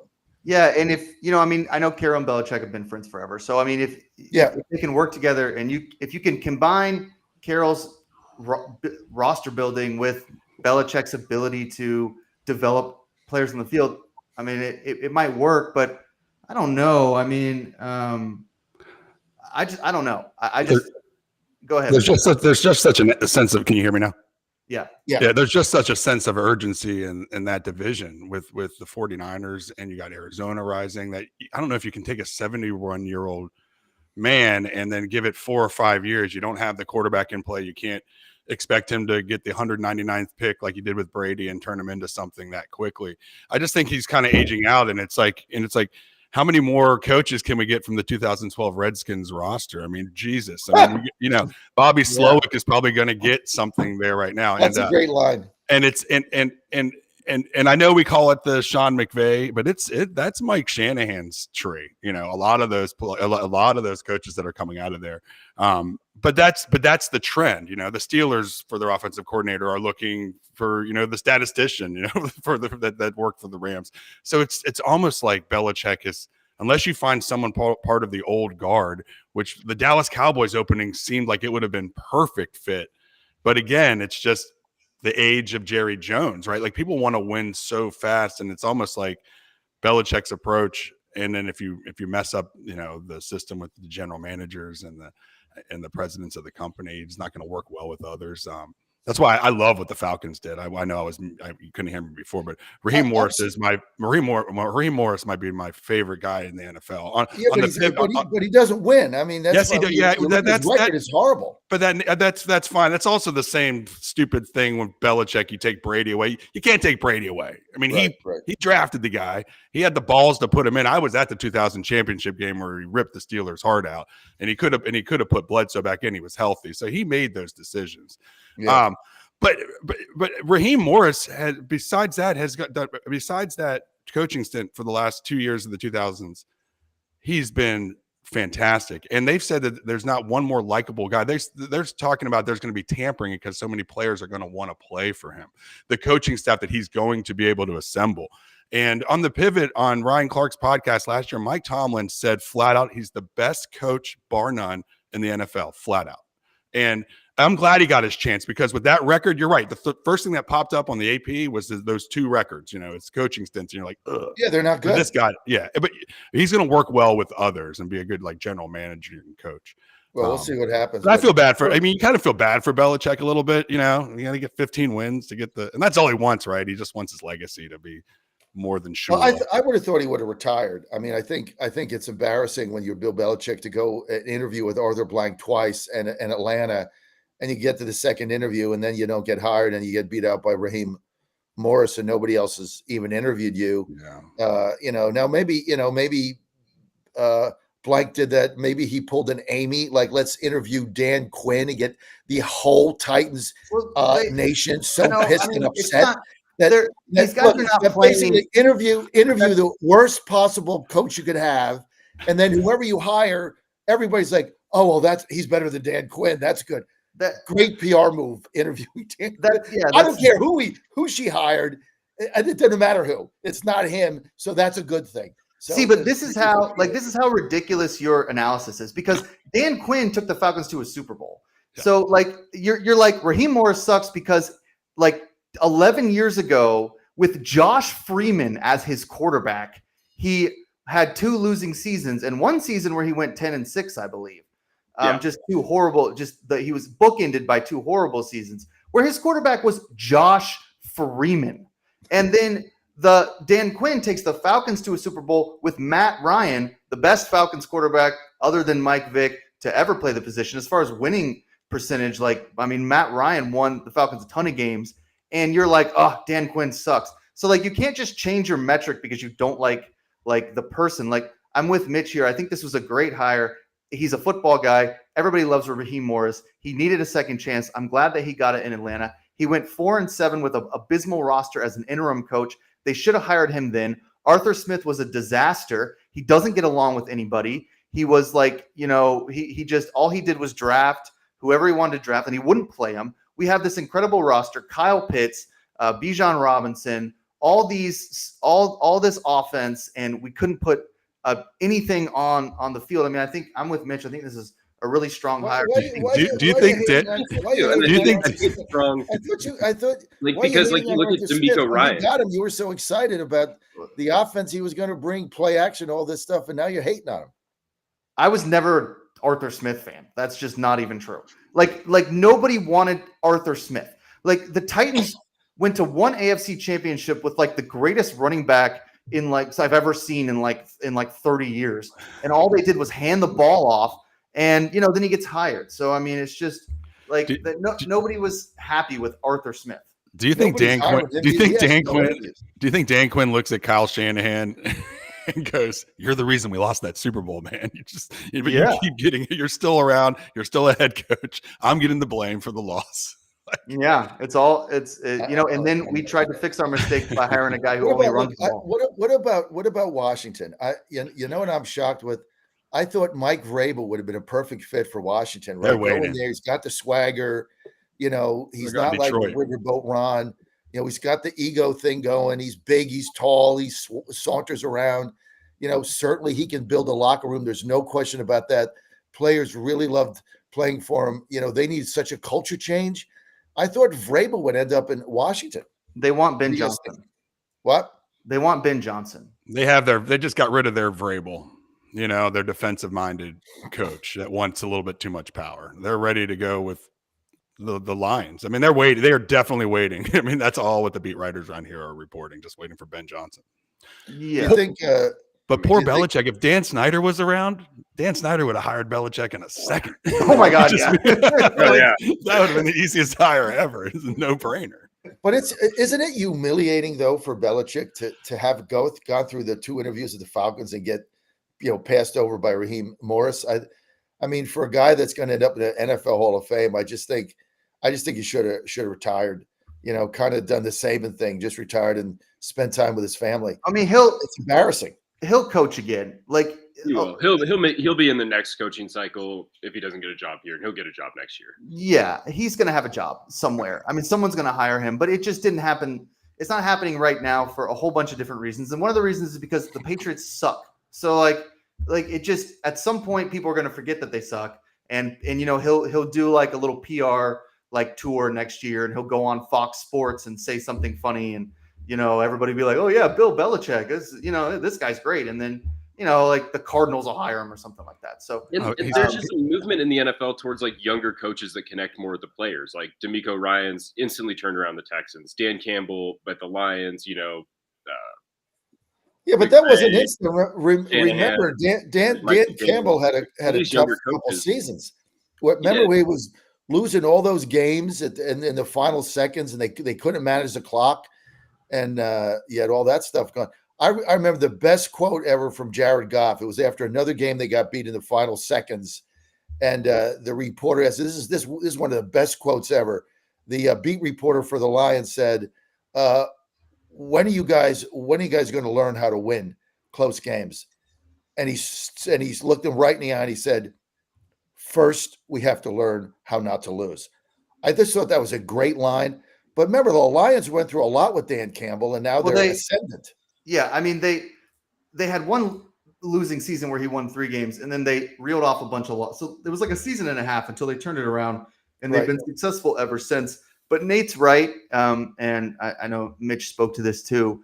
The NFL is a reactionary league. It's not a forward-thinking league. Like when one team has success with a type of coach, other teams just start hiring that type of coach.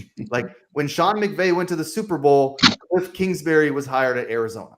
I mean, that's kind of how that stuff goes because it's just how the NFL thinks. Oh, well, this was successful, so we'll do this.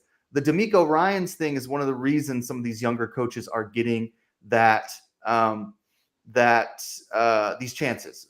The idea that D'Amico Ryans is young, everyone likes to work with him, everyone likes to play for him. Falcons went out and that's why the forward-thinking coaches and teams and franchises really get ahead. And I was screaming about when everybody switched to just all passing offenses, spread offenses, especially the RPO 10 years ago. I was like, why wouldn't somebody just become an old school defensive-minded running football team? And voila, the 49ers and the Ravens pop out and go, okay, cool. You're going to draft small defensive linemen. Well, we're going to draft big offensive linemen. We're going to run it down your throat. And those franchises bucked the trend. They said, no, we're not going to go this way. Everyone's going this way. Everyone's drafting this. It's almost like when the Steelers had the 3-4 defense before anybody did. They draft these outside linebackers, weird defensive ends, and they had a niche on the entire NFL until everyone started running the same thing and drafting the same players. You have to be forward thinking. So I think a lot of it, that's why the Vrabels and stuff should still be in consideration. Like I get getting the hot commodities, but the one things that lead you to be successful or at least stay around 500 record is a constant at defense and running. And those coaches that are, the Belichick's and stuff can get that for you. And I think in the next cycle, that'll be seen again. But right now, people already kind of knew in their head who they wanted. And Belichick and Vrabel kind of popped out there at the end. It's just like, oh, and then they still assess their situations and said, hey, okay, now we're still going to go with the plan. I want to read one comment on Getter by John M. It's pretty funny. He says, I'm sure Arthur Blank asked Bill Belichick, hey, Bill, tell me, why again did you have Matt Patricia calling your offensive plays? Yeah, well, I might want Matt Patricia more than Arthur Smith, but yeah, I mean, Belichick like hires his buddies and like his kids to like do everything instead of hiring people who actually know what they're doing. And Mitch is right.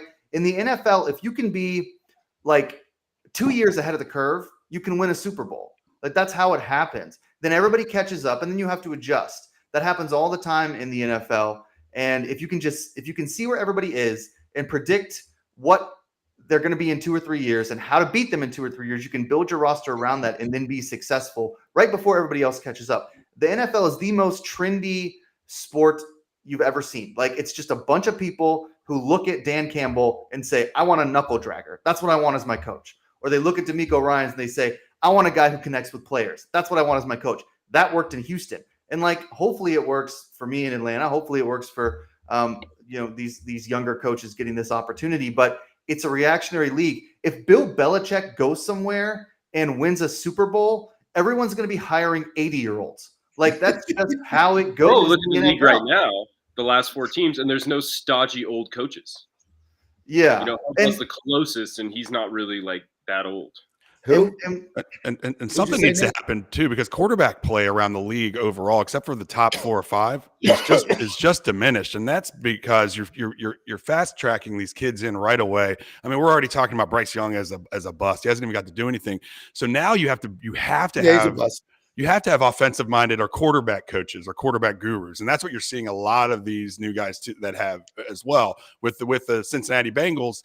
He was the quarterback coach for Peyton Manning at one point. So they're trying to find people that can mold these quarterbacks and keep them on the fast track, because we're just throwing them right into the mix. But quarterback play is suffering because of it. And some of these old heads will let you, develop. Wow. Imagine drafting someone and letting them sit there and wait and then becoming the greatest quarterback ever, like Aaron Rodgers. But it just doesn't happen anymore. And that's why you're always going to have like someone with a quarterback coach tag also, or a lot of these candidates. And that has always worked for the Packers. I mean, Jordan Love sat as well and is now an elite quarterback, or looks to be one, and did a lot with a very young offense. I think both him and CJ Stroud are going to be beasts in the NFL in years to come. That's not a hot take. Everybody thinks that. Dad, before we move on to these games here, because we got to talk about the championship games, just tell us a little bit about, if you're in Virginia, how you can get involved with Rosie's Gaming Emporium. Rosie's, baby. They're all over Virginia. You want to have fun, win money, and have fun. This is the best casino you're ever going to be to. It's Counter Trend. Nate Mize, who is their marketing VP, has set up a whole new system. Lights are bright. It's super clean.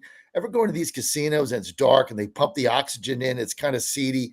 Even when you go to Vegas, which I'm going to be there next week for the RNC winter meeting debacle, it's different. It's a fun atmosphere. The food is great. Drinks are awesome. Now, the other thing is about Rosie's biggest jackpots, biggest payouts. Why? Why do they have the biggest jackpots and the biggest payouts anywhere in the country? How is that possible? Because when the General Assembly of Virginia passed it, they made the lowest take in the nation come out. That means the amount of money that the government takes out, the state government takes out. So you get bigger payouts. Biggest jackpots, bigger payouts, and they're all over Virginia. They're in Northern Virginia, Dumfries. They're in Roanoke in Vinton, right by Roanoke. They're in Hampton Roads in Hampton. They're in New Kent, which is Colonial Downs. That's my favorite when I'm there. We're going to be moving our whole studio operation there again this summer. My favorite place to be. They're in Collingswood by Danville on the south side. They're in Emporia right off 95. So all these locations, don't forget downtown Richmond.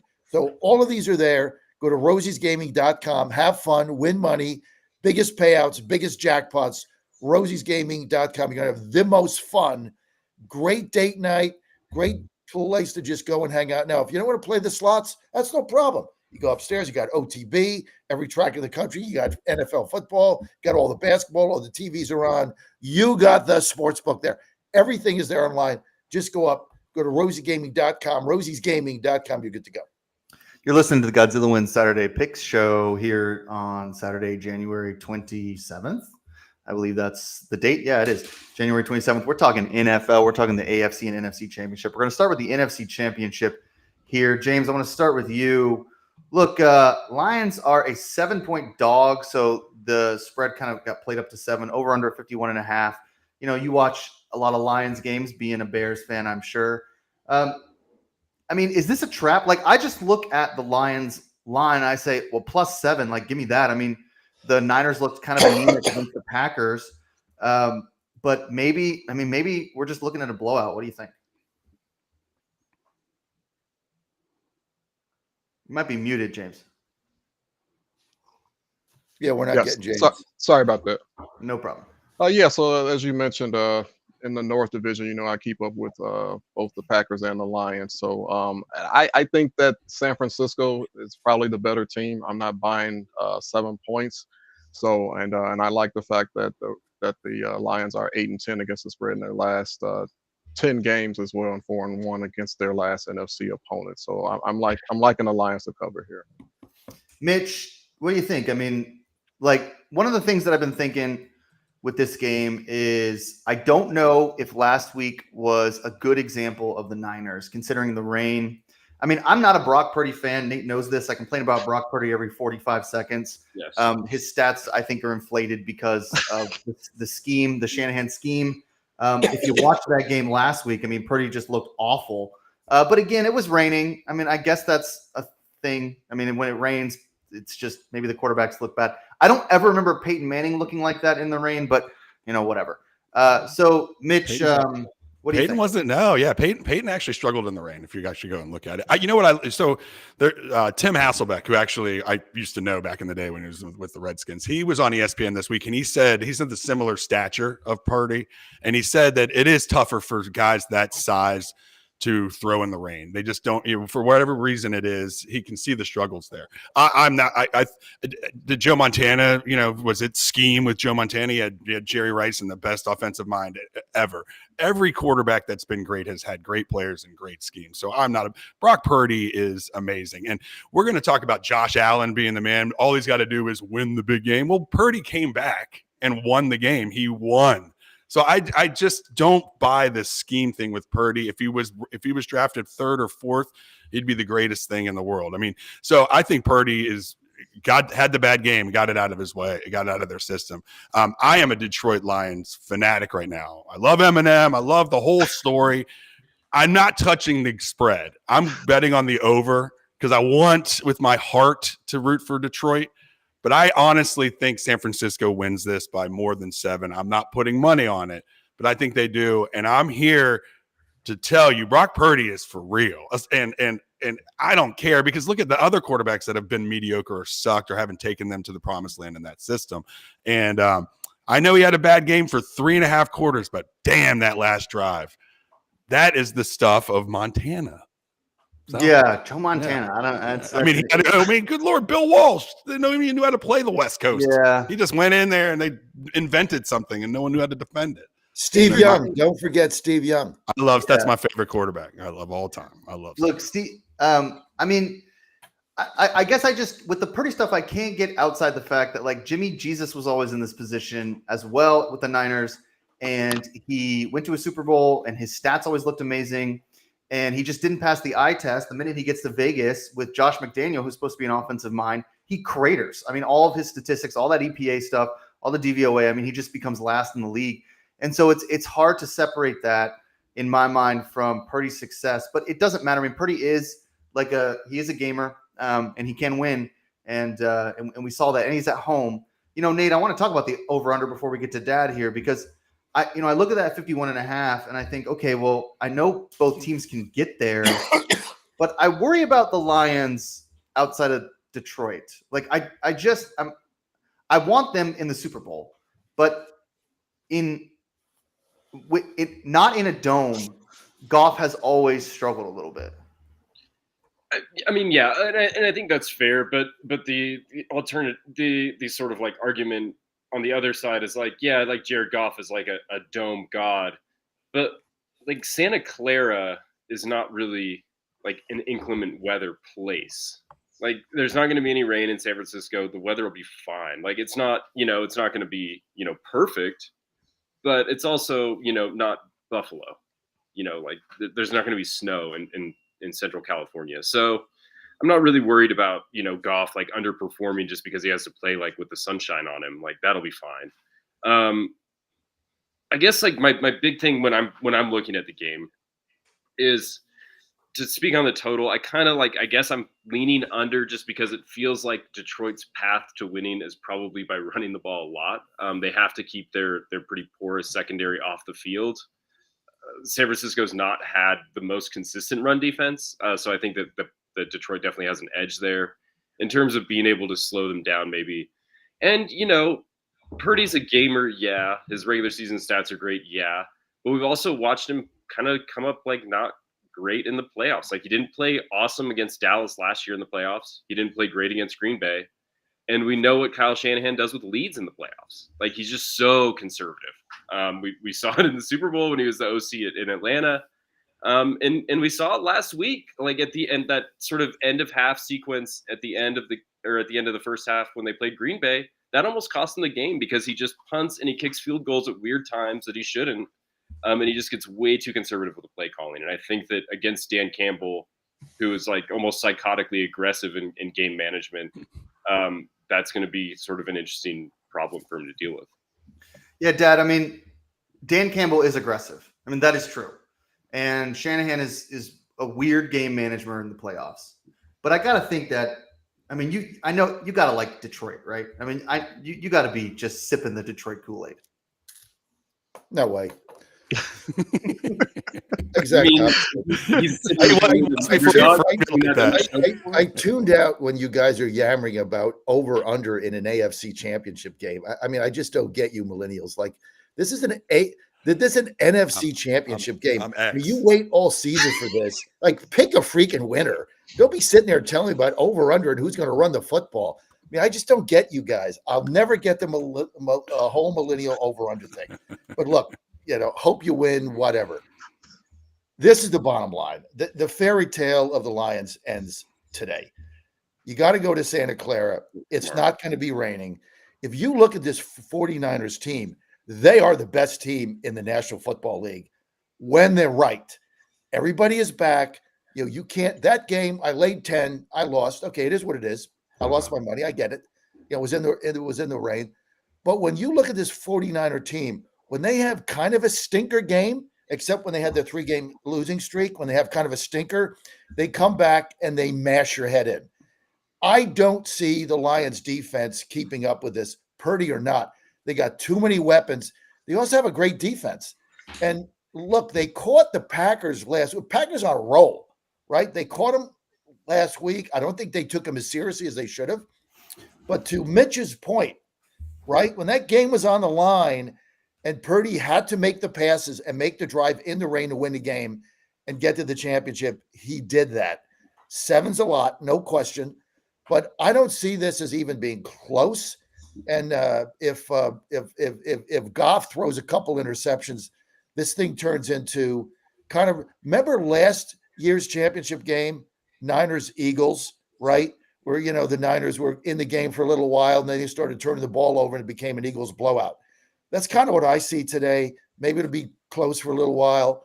But once the Niners get going, I just don't see how the Lions stop them. I don't see how they keep up with them. I think San Francisco is the best team in the NFL. And I've always said this, if you're betting a team based on, well, I think it's too many points and they'll cover, you got to think to bet the Lions here. You got to think that Detroit can win this game. I don't, and therefore, to me, I would have laid 8 or 9, probably not 10. But I think San Francisco is the better team. They're not going to lay two stinkers at home. It's going to be a beautiful day there. Purdy is better than meets the eye, but you put this whole team together, and now they got everybody's back. You put them all together. They got all the ingredients there.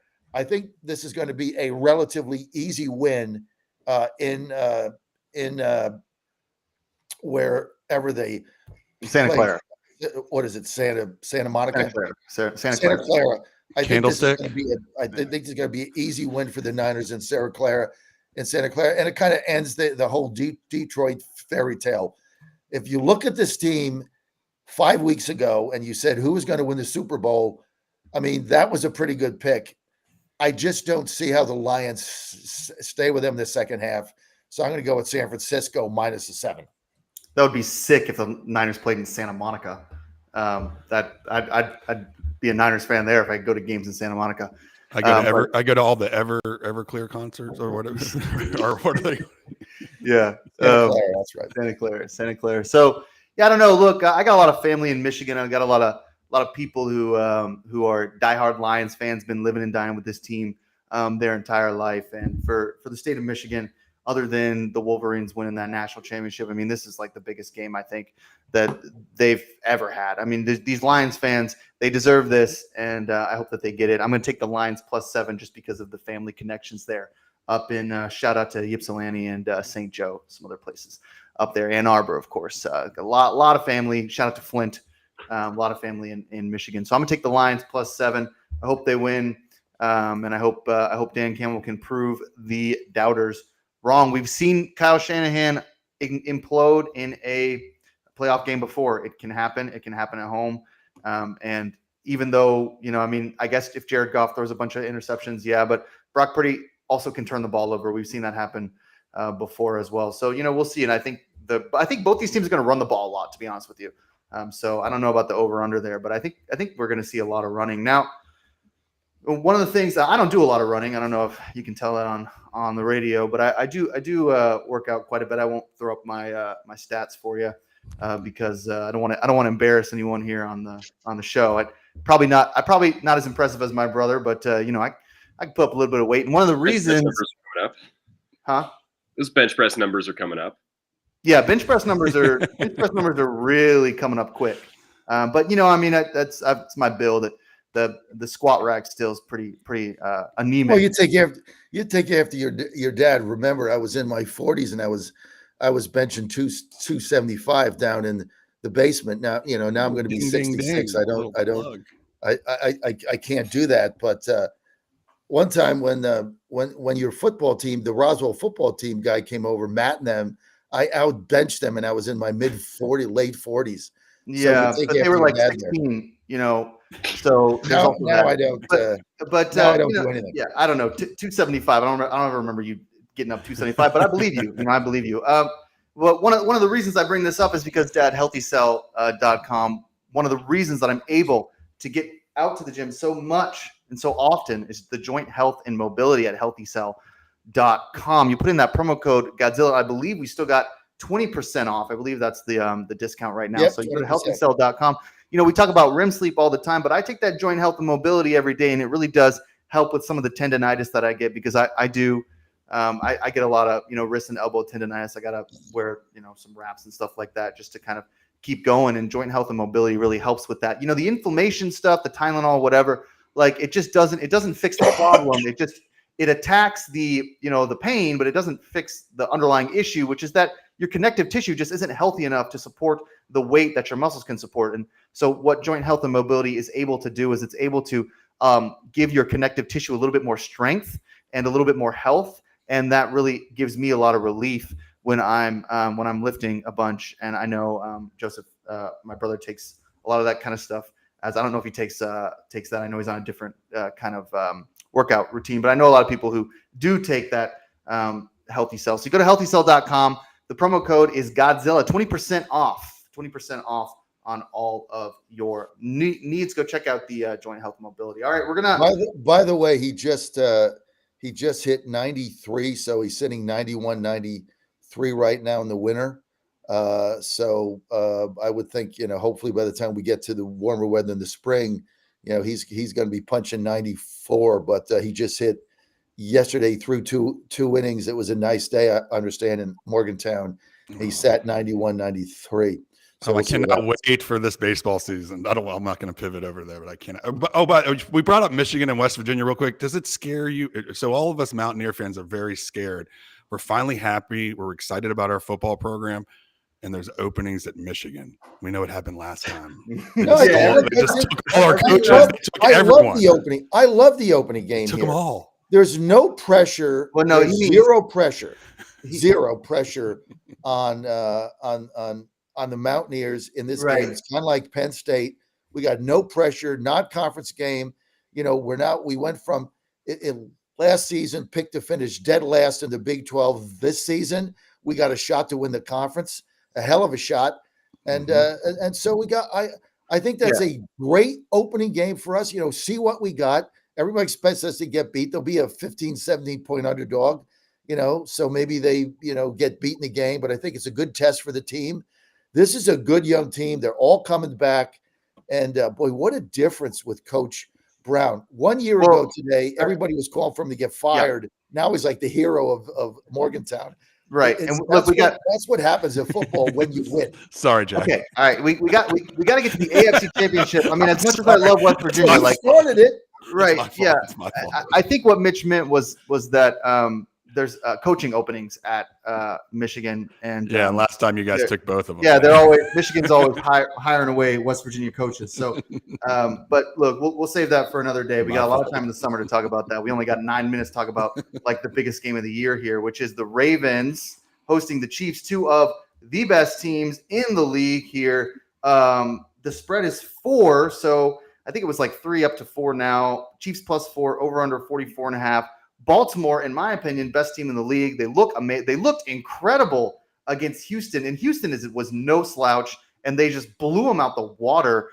They finally let loose Lamar Jackson. They've been containing him all year to make sure that he stays healthy, and he rushed for 100 yards. I expect the scheme to look very similar. I'm sure they're telling Lamar, you see an opening, you take it, run down the field, and we'll worry about any injury after that. So, James, we'll start with you. We got Chiefs Ravens. What do you think? Yeah, I'm kind of conflicted here. I know that coming into the postseason, I know Lamar Jackson, as good as he's been, I think he had a 1-3 postseason record coming into this year. So there's that. And then I look at Patrick Mahomes on the flip side of the narrative. He's actually 13-3 during his playoff career. So both teams are playing extremely well against the spread. Not sure which way to totally go with this one, but I'm going to pick the Chiefs to cover the 4. Yeah, Mitch. So it opened at 3. It goes up to 4. I mean, I don't really know what to think about this.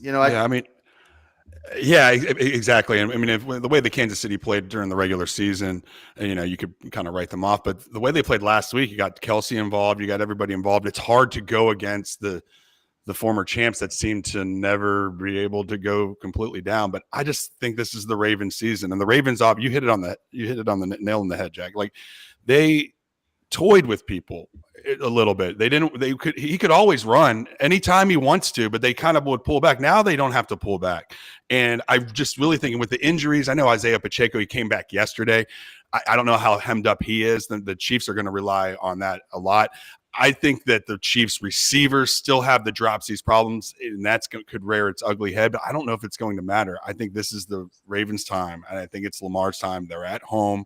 The Chiefs are ripe for the pick, and they're not. They didn't have the greatest season in the world, and I just had this feeling, and I'm going to take the Ravens with the points, and it's their time. It hurts me to say it as a Steelers fan, but there's such mutual respect with that team, and I think they dominate today. Nate, like tomorrow, so as a handicapper, I don't think I want to make the mistake of fading Mahomes again as a dog. Like, I think I'm just going to take the points, but watching the Ravens and that defense, that was like the most physical game I've seen in a long time. Those guys swarm. Like that is a real defense, probably one of the most elite defenses in the league. And then on top of that, you've got this wildly efficient offense with, a lot of pieces. And then they've got Isaiah Likely, who's a good tight end. I know Mark Andrews is their big tight end, but Isaiah Likely is also a big piece here. So, I mean, I don't know. Do you like the Chiefs just because it's Mahomes +4, or is this? I mean, are the Ravens just the better team? I mean, I don't know. Not to turn this into a thing, but I actually do like the total in this game. I like over 44.5 just because.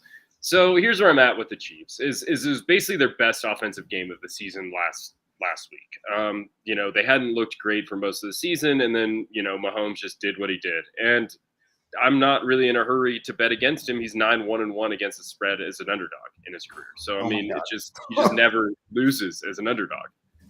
He doesn't lose most of the time anyway. So like that stat is enough to sort of scare me off of laying the wood with the Ravens just on its own. But at the same time, Kansas City struggled to contain the rush against the Bills. They had 37 runs for 173 yards. I mean, they ran Allen, they ran their backs. And in Kansas City struggled with that. They, up until sort of the very end of the game when they started shutting out the Bills, they had trouble containing them on the ground. I think that the Ravens present an even more nightmarish matchup in that respect. I think that, unleashing Lamar and their backs, it's going to be worse it's going to be more than the Bills could do. So I think Kansas City is going to have their hands full, just from just looking at it from how to break a game down. But I think the safer play is the over. I mean, Mahomes is going to get his points. He always does. And I think the Ravens will get theirs as well, just because I think that Kansas City will struggle to stop them for a while. Whatever the Travis Kelce anytime touchdown, I mean, I want it.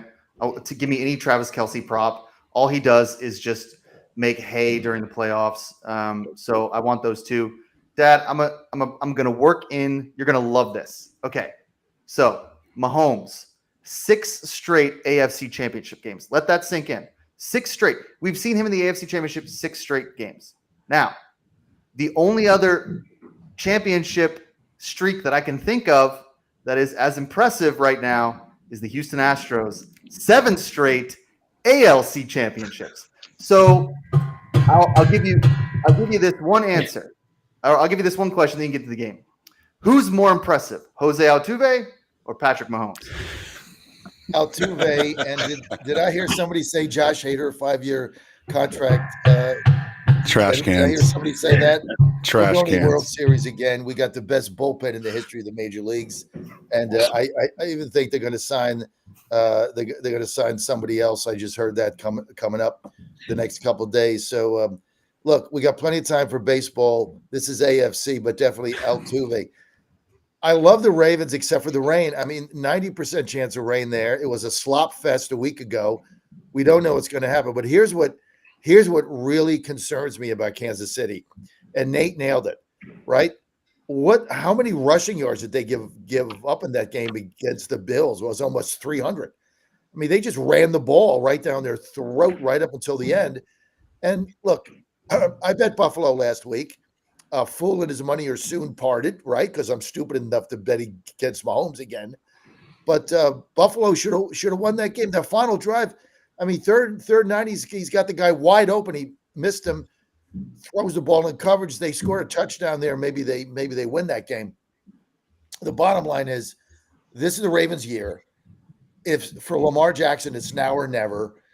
I don't know what the rain does. Help, hurt. I have no earthly idea.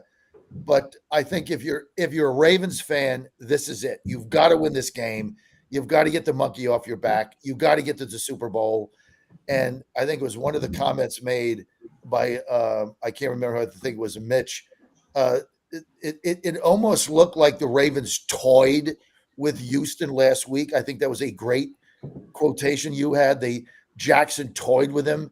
And when they felt like turning it on, the game was over. I don't think you're going to do that with Kansas City with Mahomes, but the whole Tyler Swift thing, dancing and stop. Okay, stop. I like Baltimore here in this game because for them it's now or never. coupled with the fact I just want to shut Taylor Swift up and the whole Kelsey thing. I'm tired of seeing their ads on Campbell's Soup or whatever they do. Sick of the whole thing. Either the Ravens are going to get in the Super Bowl now or they're not. And so that's why I don't like the 4, but I'm going to go with the Ravens. I'm going to lay the 4 in the rain because I think this is Lamar Jackson's day. I got 30 seconds. Here's what I'll say. When the Texans blitzed Lamar and put a spy on him, it was difficult for them to move the ball.